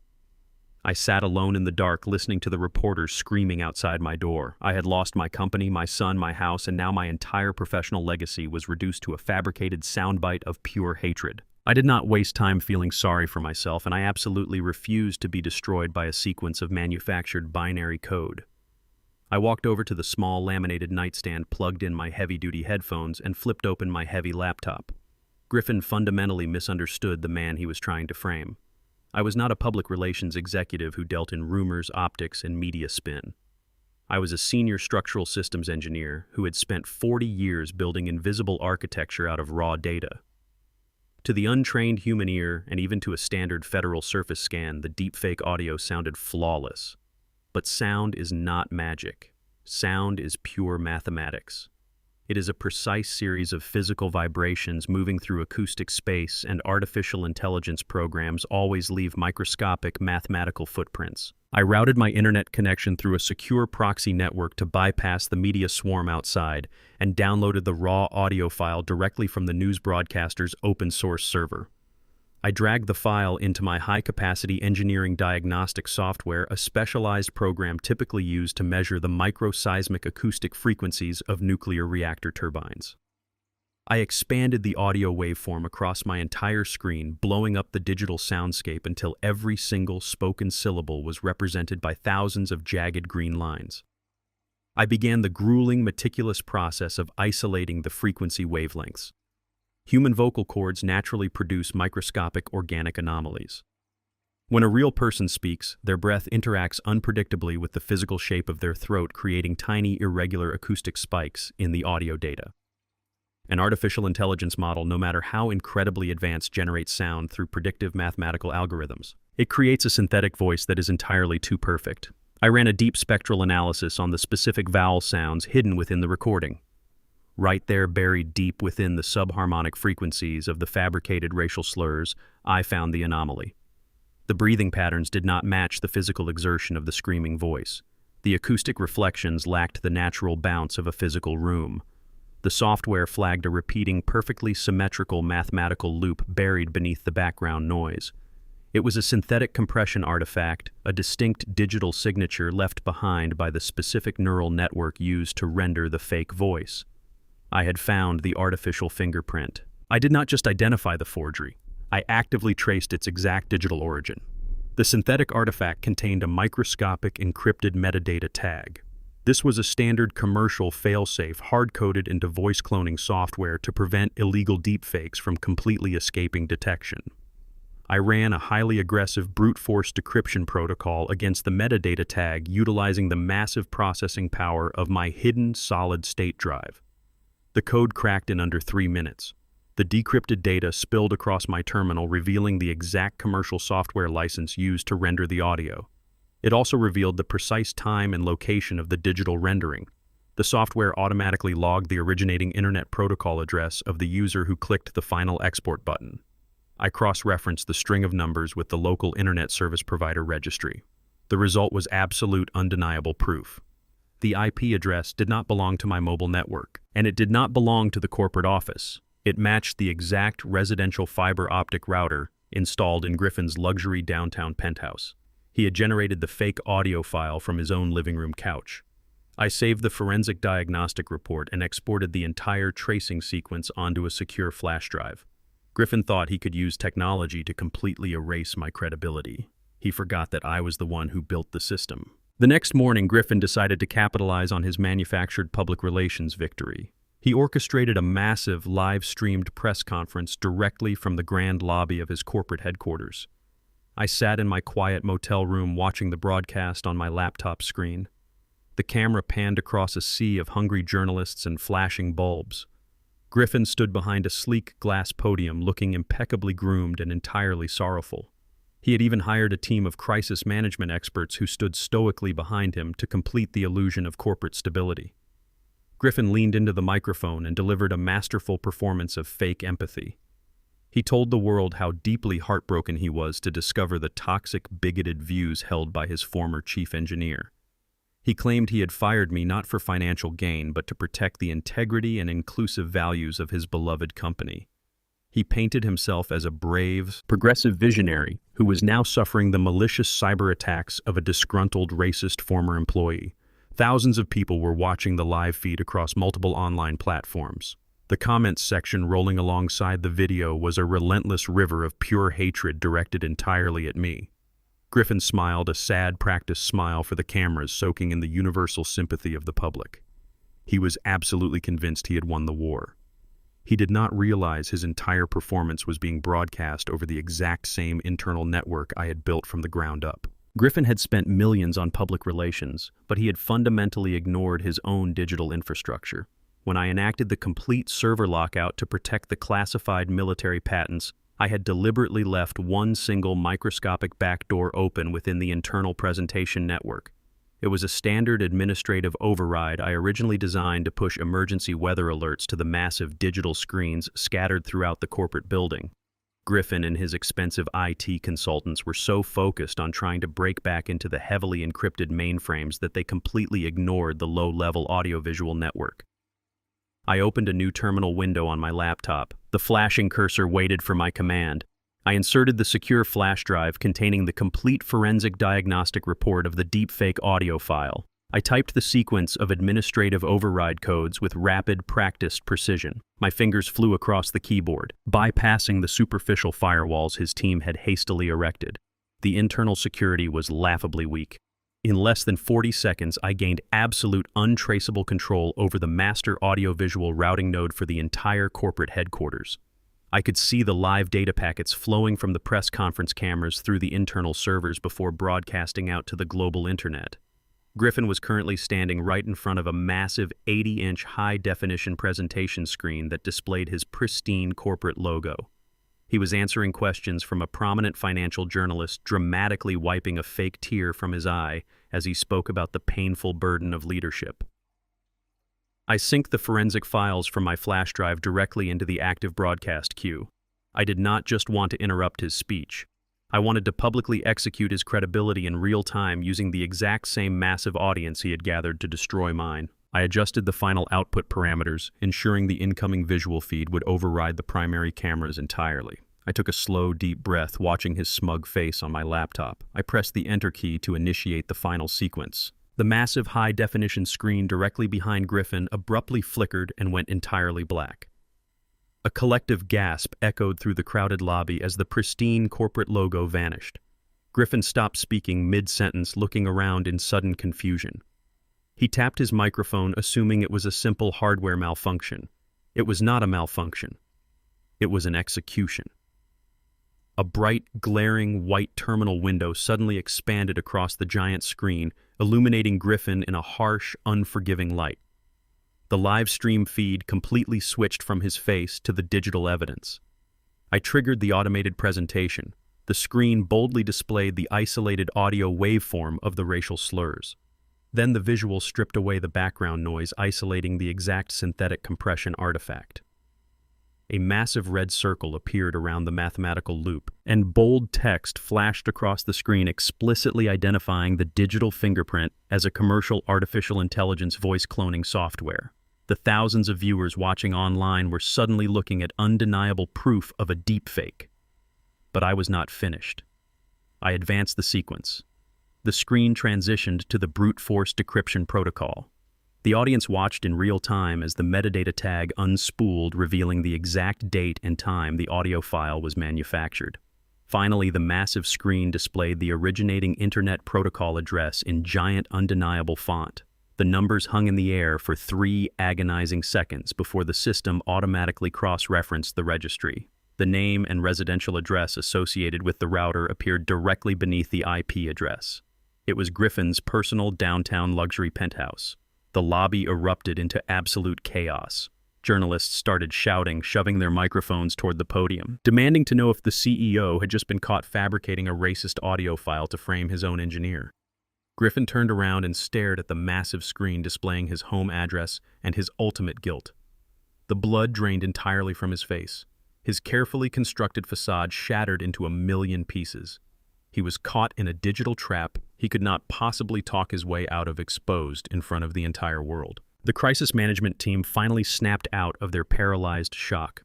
Someone scrambled to the audiovisual control desk and violently pulled the primary power cord from the wall. The massive screen died instantly, and the live stream broadcast abruptly cut to a static error message. But the damage was already catastrophic and entirely irreversible. Thousands of people had already taken screenshots and recorded the live feed. The undeniable forensic evidence was permanently etched into the public domain. Griffin stood frozen behind the sleek glass podium, his mouth hanging open in sheer terror. The journalists were no longer asking sympathetic questions. They were aggressively demanding answers about digital fraud and corporate slander. Through the chaotic audio feed still transmitting from a secondary microphone, I heard the heavy rhythmic wail of approaching sirens echoing down the city street. The local police department had been watching the live broadcast just like everyone else. Generating a fraudulent deepfake to incite public panic and falsely accuse a citizen of a crime was a severe digital felony. Through the frantic camera movements of a news crew still recording on their phones, I saw 3 uniformed police officers push their way through the crowded lobby. They walked directly up to the podium and sternly ordered Griffin to place his hands behind his back. The adjustment was almost complete. I watched the local news channel broadcast the footage of Griffin being shoved into the back of a police cruiser. The corporate empire was officially dead, but my war was only half over. I closed my laptop and picked up my phone to call Hayes. It was time to reclaim the sanctuary my wife and I had built together. While her former lover was being fingerprinted at the precinct, Megan was completely oblivious to the shifting tides. She had fully embraced her new status as a wealthy, independent socialite who had successfully stolen a multi-million-dollar property. According to a tip from a sympathetic neighbor who had known Cynthia and me for decades, Megan was currently hosting a lavish catered cocktail party at my house. She was actively celebrating her freshly filed divorce and her newly acquired real estate portfolio. She had hired a string quartet, a private chef and valet parking for her elite guests, all paid for by the very same bank accounts that were currently frozen or flagged for federal review. She thought she was untouchable. She believed she had outsmarted both her husband and her father-in-law. She was celebrating her absolute victory on the very hardwood floors my wife had polished by hand. I put on my corduroy jacket and walked out to my car. Hayes was already waiting for me at the courthouse. We had one final legal maneuver to execute. Hayes had not wasted a single second while the media was entirely focused on Griffin's spectacular downfall. Using the recorded confession I obtained from Cameron, Hayes filed an emergency ex parte motion with a federal property judge. The motion outlined the massive coordinated real estate fraud Megan and Cameron had executed to steal my home. Because the evidence was absolutely indisputable, the judge signed an immediate order of reversal and eviction without requiring a lengthy civil trial. I met Hayes in the courthouse parking lot. He handed me a certified copy of the judge's order bearing the heavy blue ink of the state seal. We drove to my suburban neighborhood, followed closely by 2 marked sheriff's patrol vehicles. The quiet, tree-lined street was completely choked with expensive imported luxury cars.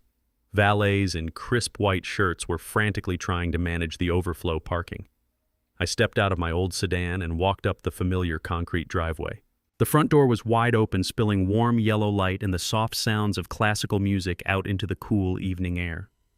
I walked right past the hired security guard, followed closely by Hayes and the 2 armed deputies. The living room was packed with wealthy local socialites holding crystal champagne flutes. They were admiring the intricate crown molding and the expensive artwork Megan had hastily purchased to replace Cynthia's family photographs. Megan was standing near the grand fireplace, wearing a stunning red designer gown, laughing loudly at a joke someone had just made. She looked up and saw me standing in the entryway, flanked by law enforcement.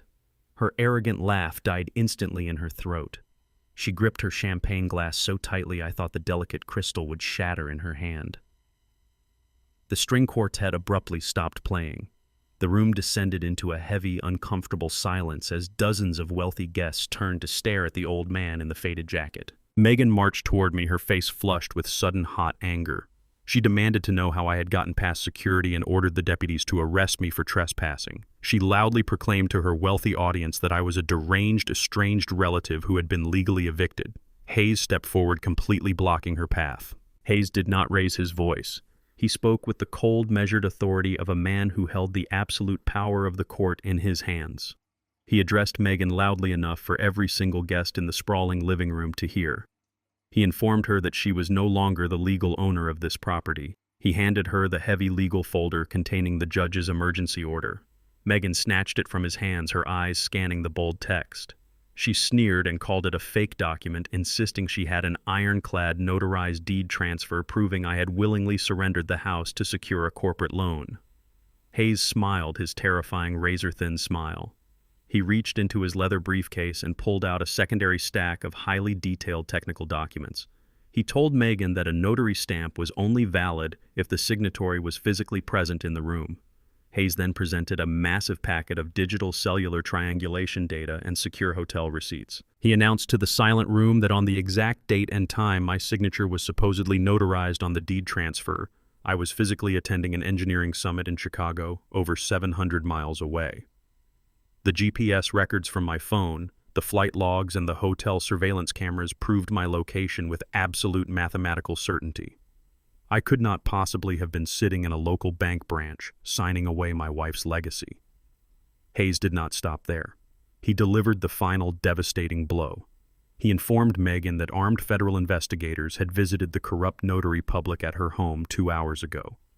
Faced with the overwhelming GPS evidence and the threat of severe prison time for federal bank fraud, the notary completely broke down. She confessed on tape that Megan had paid her a cash bribe of $10,000 to illegally stamp the forged signature Cameron had provided. The guests gasped in collective shock. The wealthy socialites who had just been drinking her champagne were now looking at her with absolute disgust.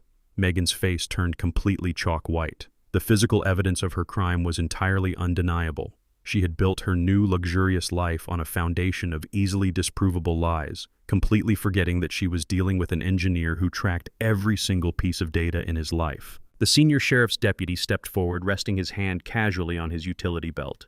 He looked directly at Megan and informed her that the federal judge had officially voided the fraudulent deed. The house legally belonged to me once again. The deputy ordered Megan to vacate the premises immediately. He explicitly told her she was not allowed to pack any bags or take any personal property, as the house was now an active crime scene pending a complete inventory check by federal fraud investigators. Megan was completely trapped. She had absolutely no legal recourse and no allies left in the world. The wealthy guests began rapidly filing out the front door, eager to distance themselves from a woman about to be indicted for major felonies. Megan looked around her stolen castle as it rapidly emptied. She turned back to me, her eyes burning with a manic, unrestrained hatred.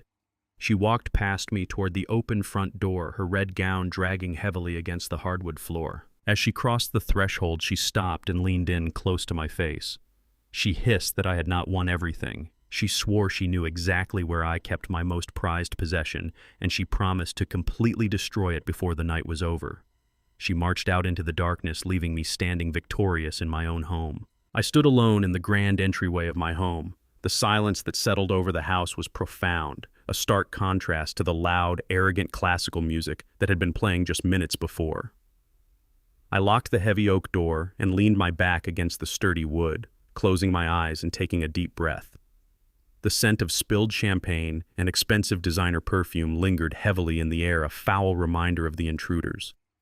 But beneath that superficial stench, I could still catch the faint familiar smell of the lavender polish Cynthia always used on the grand staircase banister.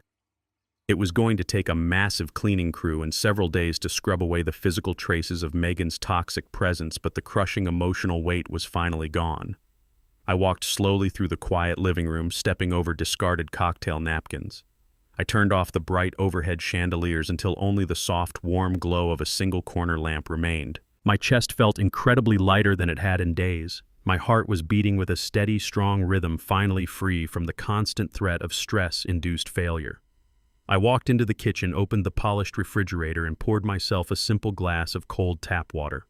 Just as I lifted the cool glass to my lips, the sharp ring of my cell phone shattered the quiet night. I set the glass down onto the granite counter and pulled the device from my jacket pocket. The caller identification displayed a secure, encrypted federal number originating from Washington. I pressed the green button and raised the phone to my ear. It was Director Harper, the stern lead federal investor who had walked out of the boardroom and voided the grant. Her tone was sharp, strictly professional, and completely devoid of pleasantries. Director Harper did not waste my time asking how my evening was going or offering empty corporate apologies for doubting my integrity. She operated on pure, ruthless efficiency, and I respected her immensely for it. She stated flatly that she and the other 17 members of the elite Federal Investment Board had just finished watching the spectacular public meltdown of my former chief executive officer. They had seen the undeniable forensic evidence I projected onto the massive lobby screen exposing his deepfake forgery to the entire world. More importantly, they had already received the preliminary police reports confirming Griffin's arrest for severe digital fraud and public endangerment. Harper admitted with a sigh of frustration that the board had made a critical, almost fatal miscalculation. They had foolishly trusted the polished corporate facade and slick vocabulary of a young, charismatic businessman instead of trusting the quiet, seasoned engineer who had actually spent 15 years building the complex system. She told me the Department of Energy had spent the last 8 hours conducting a massive rapid audit of the classified military patents and the underlying server architecture I had locked down. The results were absolutely definitive and mathematically undeniable. The federal audit proved beyond a shadow of a doubt that I was the sole architectural genius behind the entire green energy grid. Griffin had contributed absolutely nothing of technical value. He had merely provided a sleek office building and a hollow marketing campaign funded by stolen money. Harper paused for a fraction of a second, letting the immense weight of her words settle between us in the quiet kitchen. Then she made her strategic move. She informed me that the $3.6 billion federal grant was officially back on the table. The government desperately needed the energy grid to go live before the end of the current fiscal year, and they knew I was the only human being on the planet legally authorized and intellectually capable of securely decrypting the master servers and finalizing the national deployment. They wanted me back in charge. But the federal government does not simply hand billions of dollars to an independent contractor working out of his suburban living room. Harper explained that the grant required a massive, heavily regulated corporate infrastructure to legally process the federal funds and manage the physical deployment of the technology. They needed a fully functioning, compliant corporation, and I currently did not possess one. Director Harper laid out the strict, non-negotiable conditions of their offer with cold precision. They were entirely willing to place me in absolute, unquestioned control of the entire project, officially naming me the primary federal liaison and the chief executive officer of the new venture. However, they demanded that I immediately acquire the massive physical hardware infrastructure that Griffin had left behind in his ruined skyscraper. When Griffin foolishly attempted to sell his company's remaining shell assets to an anonymous foreign buyer during his blind panic, he inadvertently triggered a massive federal trade block. The Department of Defense had instantly frozen the international sale because the server racks contained classified military data pathways that could never leave domestic soil. As a direct result of his treasonous blunder, Griffin's former corporation was now entirely bankrupt, completely paralyzed by federal injunctions, and bleeding millions of dollars every single day in massive legal penalties. Harper told me the government could not legally seize the physical servers without engaging in a grueling decade-long constitutional lawsuit over private property rights. The only viable immediate path forward was a hostile corporate takeover from the inside. She offered me a heavily secured federal loan completely separate from the primary grant specifically designated for corporate acquisition. Her demand was simple but brutally effective. I had to use the federal backing to quietly buy up all of Griffin's outstanding corporate debt for absolute pennies on the dollar. Because Griffin was sitting in a concrete jail cell and his elite legal team had completely abandoned him, his creditors were terrified. They were desperate to unload the toxic debt to absolutely anyone willing to take it before the company went into full liquidation. By purchasing the vast majority of the debt, I would legally become the primary lien holder and majority shareholder of the entire corporation. I would not just be replacing Griffin as a boss. I would be physically and legally absorbing his entire bankrupt empire into my own portfolio. Harper told me it was the only way to secure the physical servers, protect the classified patents, and satisfy the strict infrastructural requirements of the $3.6 billion grant. I listened to the low hum of my refrigerator as I processed the massive scale of her demand. I was a combat veteran and an engineer, not a ruthless corporate raider. but I had spent the last 3 days learning exactly how vicious the corporate world could be.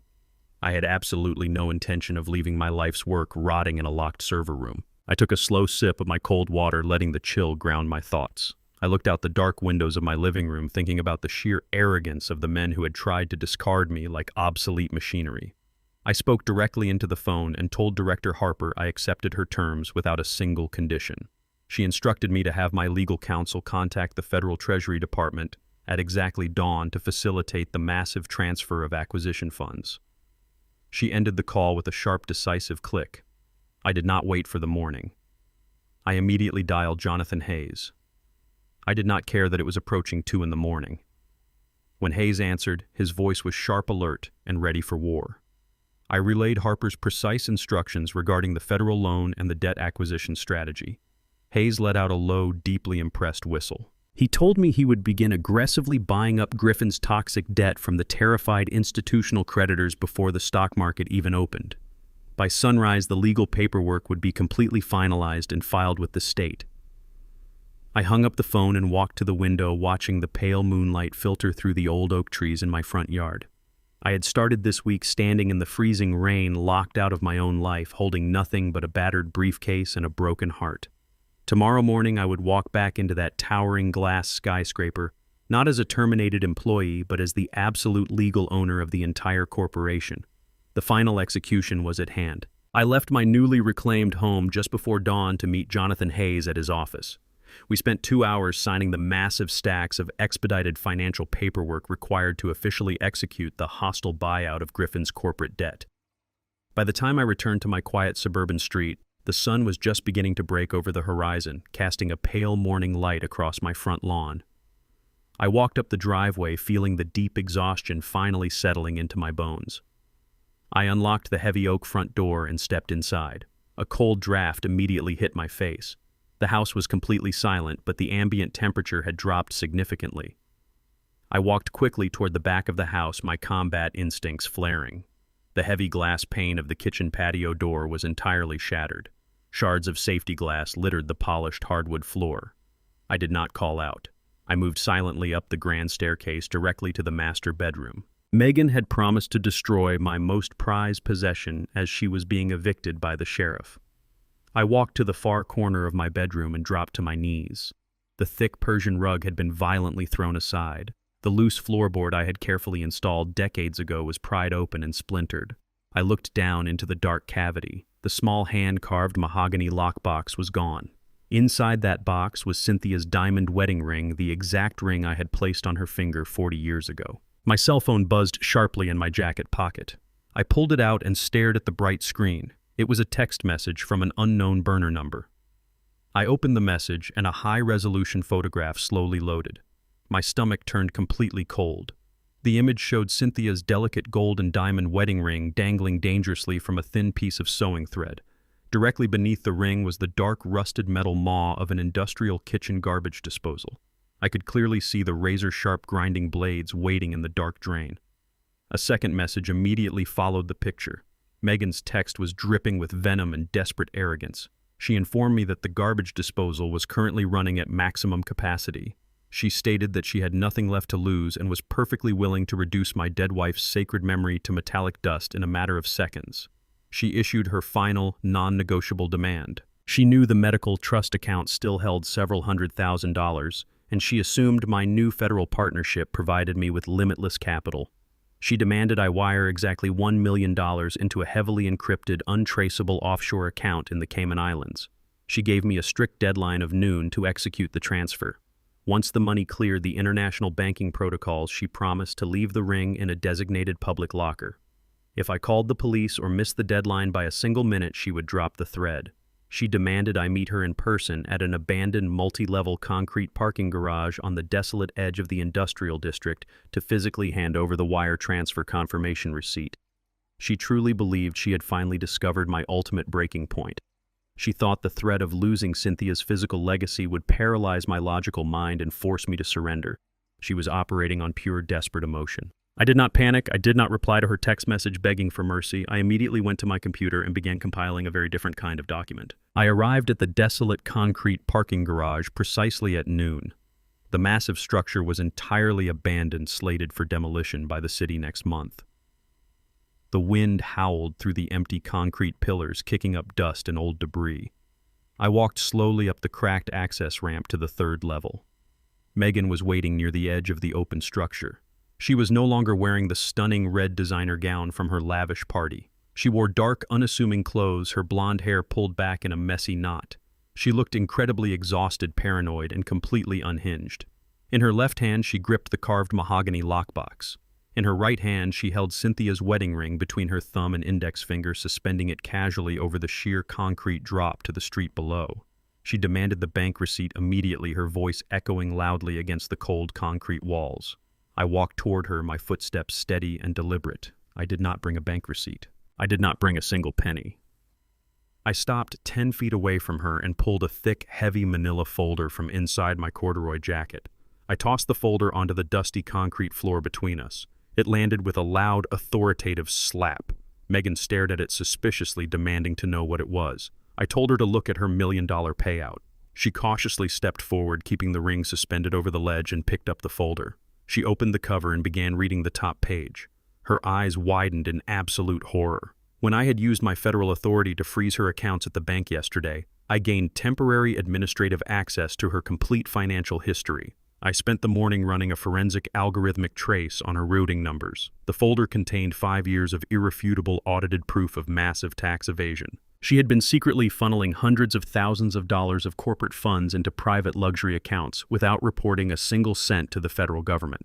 I told her the penalty for aggravated federal tax fraud was severe, and the government did not negotiate with thieves. Megan screamed a vicious curse and pulled her arm back, preparing to throw the diamond ring directly off the concrete ledge into the busy traffic below. Before she could complete the physical motion, the entire third floor of the parking garage was suddenly illuminated by blinding high-intensity halogen headlights. 2 unmarked black tactical vehicles had driven silently up the opposing ramp and were now completely blocking the only exit. The heavy doors swung open, and 6 armed agents wearing dark tactical vests stepped out into the harsh light. The bold yellow letters on their ballistic vests read, IRS Criminal Investigation. Megan froze in absolute terror. The sheer shock of the ambush shattered her remaining nerves. Her fingers went completely limp. The diamond ring slipped from her grasp and fell toward the concrete floor. I lunged forward with the speed of a man half my age and caught the gold band securely in my right hand before it could bounce over the edge. I stood up, clutching my wife's legacy tightly against my chest. The federal agents swarmed Megan, shouting strict commands. They grabbed her arms, forcing them violently behind her back. The heavy metal handcuffs clicked shut with a harsh, definitive snap. She did not fight them. She collapsed into a pathetic, weeping mess as they read her Miranda rights. 2 agents grabbed her by the shoulders and shoved her roughly into the back of the dark federal transport vehicle. The heavy doors slammed shut, sealing her fate completely. I placed the ring safely into my pocket and walked away. Griffin had managed to secure a massive emergency bail bond using the last of his hidden offshore funds. He did not go home to his luxury penthouse, which was currently crawling with police forensic teams searching for digital evidence. He went directly to the only place he thought he still had a shred of control. He broke the police tape on the front doors of his own corporate headquarters and took the private executive elevator up to the 50th floor.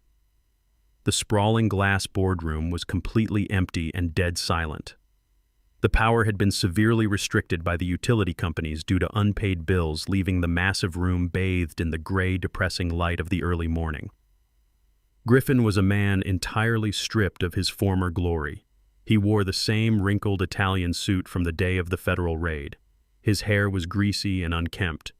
He stood next to a heavy-duty industrial paper shredder, desperately feeding thick stacks of confidential financial ledgers and offshore wire transfer receipts into the grinding metal teeth. He believed that if he could destroy the final physical copies of his corporate embezzlement, he might be able to negotiate a plea deal that avoided maximum security prison. He was sweating profusely, his hands trembling violently as the machine chewed through the evidence of his massive arrogance. He was so consumed by his frantic destruction that he completely failed to hear the elevator chime in the main lobby. The heavy mahogany double doors of the boardroom suddenly swung inward, hitting the glass walls with a loud, resounding crash. Griffin jumped in sheer panic, dropping a thick stack of papers onto the floor. He spun around, his eyes wide with paranoid terror, fully expecting to see a swarm of federal agents returning to finish the job. Instead, I walked slowly into the room. I was wearing my best tailored dark suit, completely replacing the faded corduroy jacket he had so viciously mocked just a few days prior. My posture was perfectly straight, and my heart beat with the steady, calm rhythm of absolute victory. I did not come alone. Jonathan Hayes walked directly to my right, carrying a sleek black leather briefcase and exuding the cold, predatory aura of an executioner. To my left walked Director Harper, flanked by two highly decorated military officers representing the Department of Defense. The sheer power standing in the doorway was overwhelming. We stepped into the room in absolute silence. Griffin stared at us, his jaw clenching in a pathetic mixture of rage and fear. He tried to summon his old corporate bravado, puffing out his chest and demanding to know how we had bypassed the lobby security. He falsely claimed that the building was still his private property and ordered us to leave before he called the police. His threat was incredibly hollow, a desperate echo of a dead empire. He was standing in the dark, surrounded by shredded paper, trying to command the very people who held his absolute fate in their hands. Director Harper looked at Griffin with pure disgust. She did not even acknowledge his pathetic demand. She simply stepped aside, allowing me to take the physical lead. I walked over to the massive mahogany conference table. It was the exact same table where he had publicly humiliated me and stripped me of my security badge. I ran my hand slowly across the polished wood, feeling the cold surface. I looked across the table at the broken young man who had tried to steal my life's work. I told him he was wasting his time shredding those documents because the federal auditors already had full digital copies of every single illegal transaction he had ever made. Griffin scoffed desperately, trying to mask his rising panic with a vicious sneer. He loudly declared that even with a looming federal trial, he was still the primary registered stakeholder of the corporate shell. He claimed that the physical servers, the building lease, and the massive hardware infrastructure legally belonged to him until a federal bankruptcy judge explicitly said otherwise. He truly thought he still possessed a tiny sliver of leverage to negotiate a lucrative buyout. Jonathan Hayes stepped forward, completely destroying that final illusion. Hayes placed his black leather briefcase squarely on the mahogany table and snapped the brass latches open. The sound echoed sharply in the quiet room. He pulled out a massive stack of freshly stamped legal documents secured in a heavy binder. He dropped the binder directly onto the table. It landed with a heavy, authoritative thud. Hayes looked at Griffin with his terrifying, razor-thin smile. He informed Griffin that while he was sitting in a holding cell desperately trying to secure bail, the financial markets had reacted to his arrest with absolute panic. Every single institutional creditor holding debt for this company had rushed to liquidate their exposure. Hayes stated that at exactly 6 o'clock this morning, acting under my direct instructions and utilizing a secured federal line of credit, he had aggressively purchased every single ounce of the corporation's toxic debt. Because the creditors believed the company was completely worthless, Hayes had bought the debt for absolute pennies on the dollar. Griffin's eyes darted frantically down to the heavy binder on the table. He could clearly see the official seals of the State Commerce Department and the Federal Treasury. Hayes did not stop there. He delivered the final legal blow with absolute precision. He explained that by holding the vast majority of the corporate debt, I had legally executed an immediate hostile takeover. The corporate charter explicitly stated that in the event of total insolvency, the primary lien holder automatically absorbs all remaining physical and intellectual assets. Hayes pointed a rigid finger directly at Griffin's chest.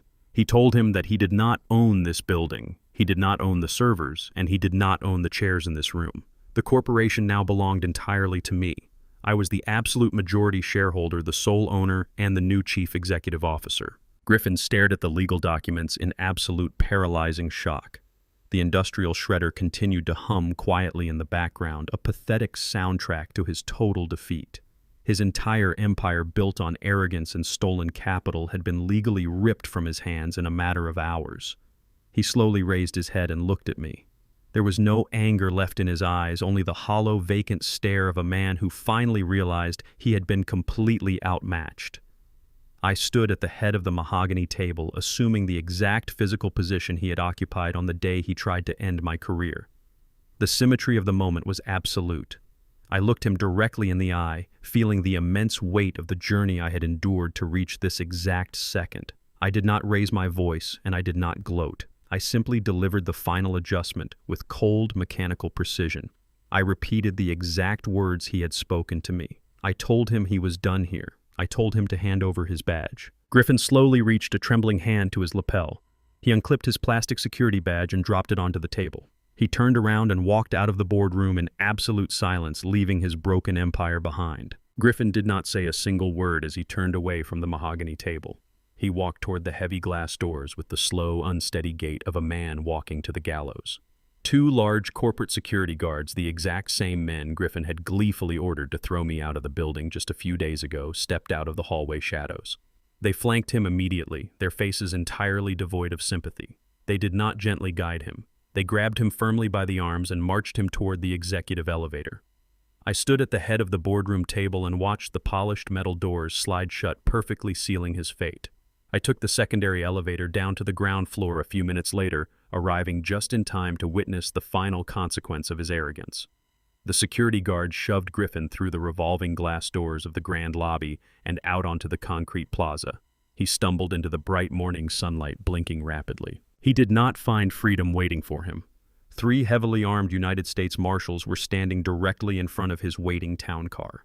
When Griffin had panicked and attempted to illegally sell the classified federal servers to a foreign shell corporation, he had explicitly violated the strict conditions of his emergency bail bond. The marshals did not bother reading him his rights again. They tackled him roughly against the hood of the car, securing his wrists with heavy steel chains. His corporate execution was entirely complete. I watched the marshals load Griffin into their armored transport vehicle before I turned my attention back to the massive, bustling corporate lobby. Employees were whispering quietly in small groups, terrified about the sudden shift in power and the presence of federal agents. I began walking toward the main security desk to officially register my administrative credentials. As I crossed the polished marble floor, a hunched figure stepped out from behind a large marble pillar directly blocking my path. I stopped and looked at the man. It took me a full 5 seconds to recognize my own flesh and blood. Cameron stood before me, but the arrogant vice president in the bespoke Italian suit was entirely gone. He was wearing a cheap, ill-fitting gray polyester uniform with a local commercial cleaning service logo stitched over the breast pocket.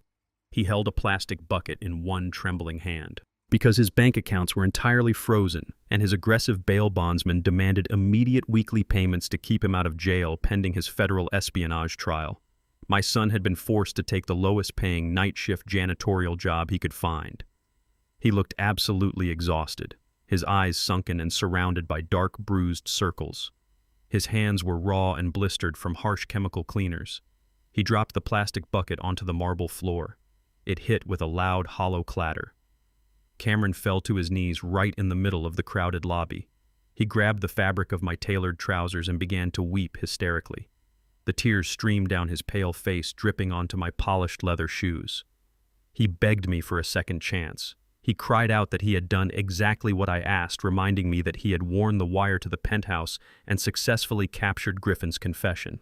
He frantically apologized for forging my signature on the foreclosure documents, for abandoning me at the deposition, and for letting Megan disrespect his mother's memory.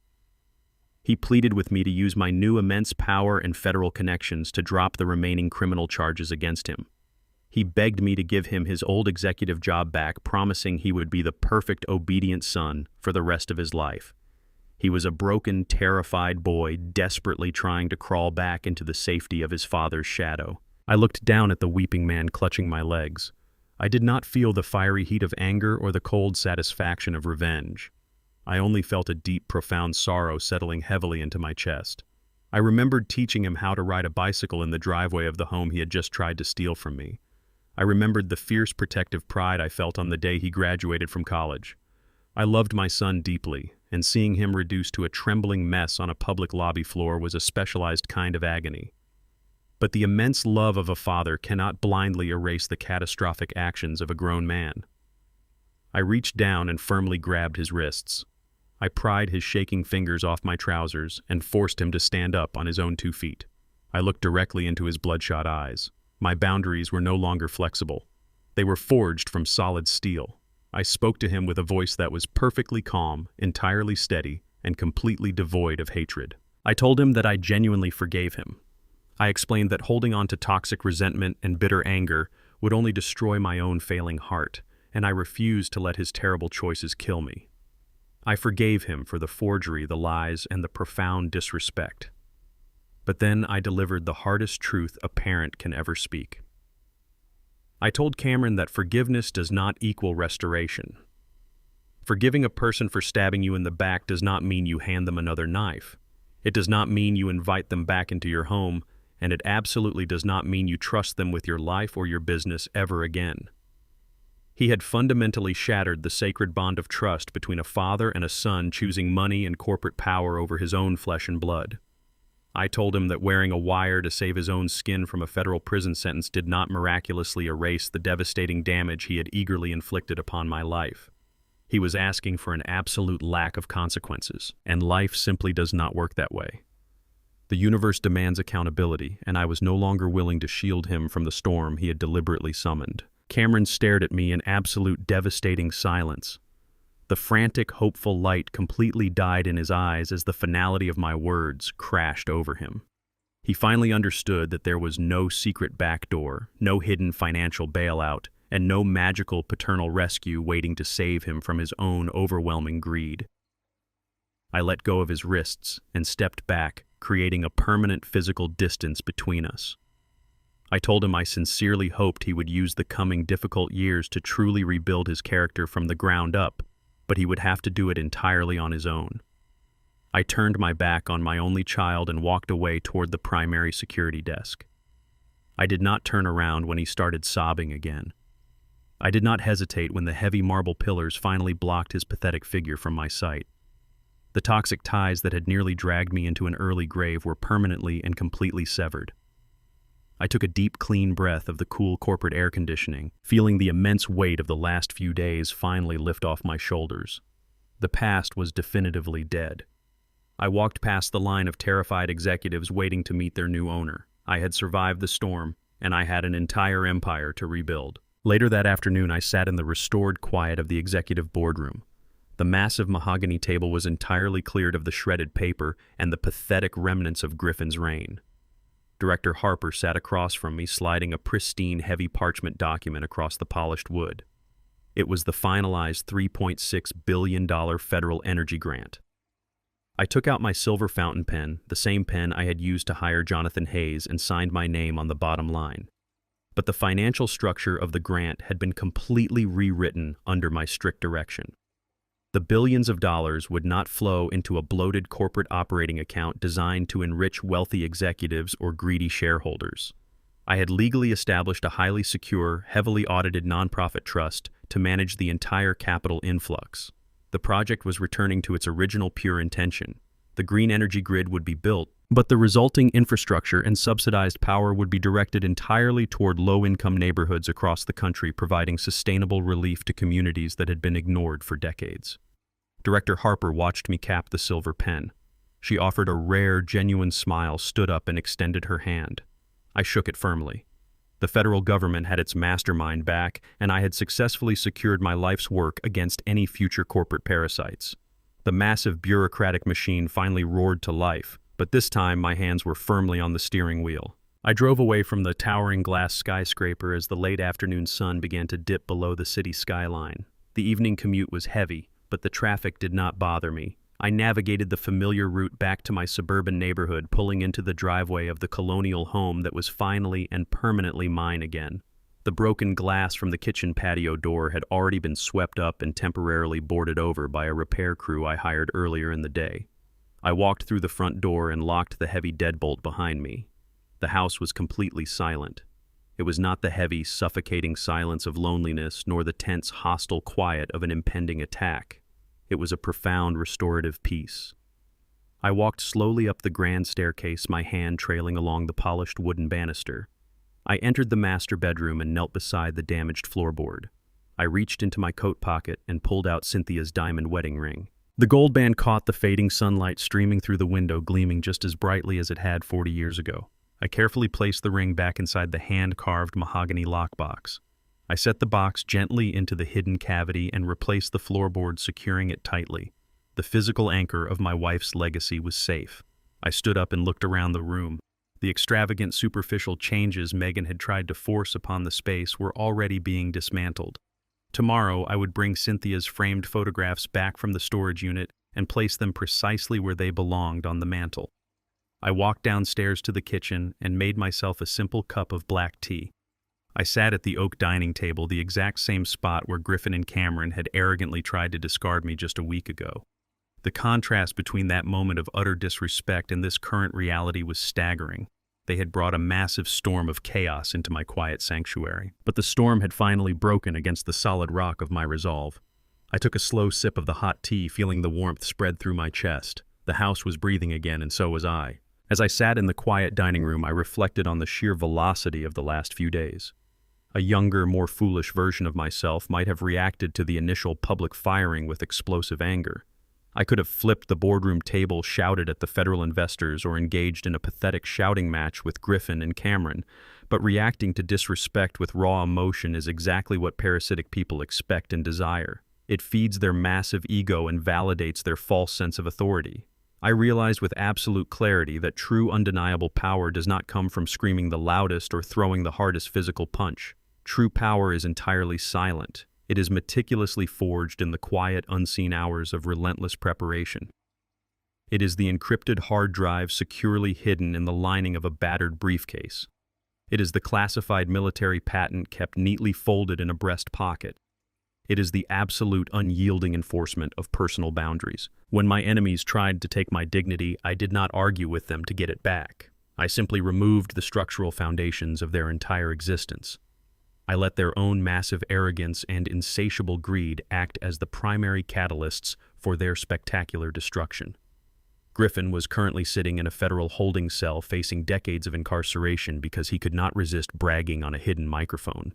Megan was being processed by the Internal Revenue Service because she was too blinded by her stolen wealth to cover her financial tracks. Cameron was scrubbing floors in a cheap uniform because he chose the illusion of corporate status over the solid reality of familial loyalty. They had all completely destroyed themselves. I simply provided the architectural framework for their consequences to properly manifest. Society often mistakes kindness and silence in older people for weakness or cognitive decline. They assume that because our hair is gray and our physical steps are slower, our minds have entirely lost their sharp edge. My enemies made that exact fatal miscalculation. They failed to understand that decades of strict discipline, structural engineering, and raw life experience forge a level of tactical competence that pure arrogance can never defeat. The sun finally set, completely casting long, deep shadows across the hardwood floor of the living room. I stood up from the oak dining table and carried my empty teacup to the kitchen sink. I felt a profound surge of intellectual energy, a sharp contrast to the physical exhaustion of the morning. I walked into my private home office, the room Megan had callously ransacked, and sat down at my heavy wooden desk. I opened my laptop. The machine booted up instantly, the screen casting a cool, bright glow into the dark room. I did not open the files for the federal energy grid. That architecture was already complete and securely in the hands of the government. I opened a completely blank terminal window. A flashing green cursor waited patiently for my command. I rested my hands lightly on the keyboard, staring at the infinite possibilities of the empty screen. I began writing the initial sequence of code for a brand new, highly advanced engineering project. It was something entirely my own, something that would define the next decade of my life. The rhythmic clicking of the keys filled the quiet house, a steady heartbeat of progress and pure creation. The toxic elements had been permanently purged. The quiet order of my life was fully restored. The adjustment was complete. I learned a final, undeniable truth about the modern illusion of power and the fallacy of obsolescence. My enemies fundamentally believed that power is something you can simply take by force manipulation or a forged signature on a legal deed. They belonged to a shallow culture that worships the aesthetic of success over the grueling, unglamorous reality of actually building it.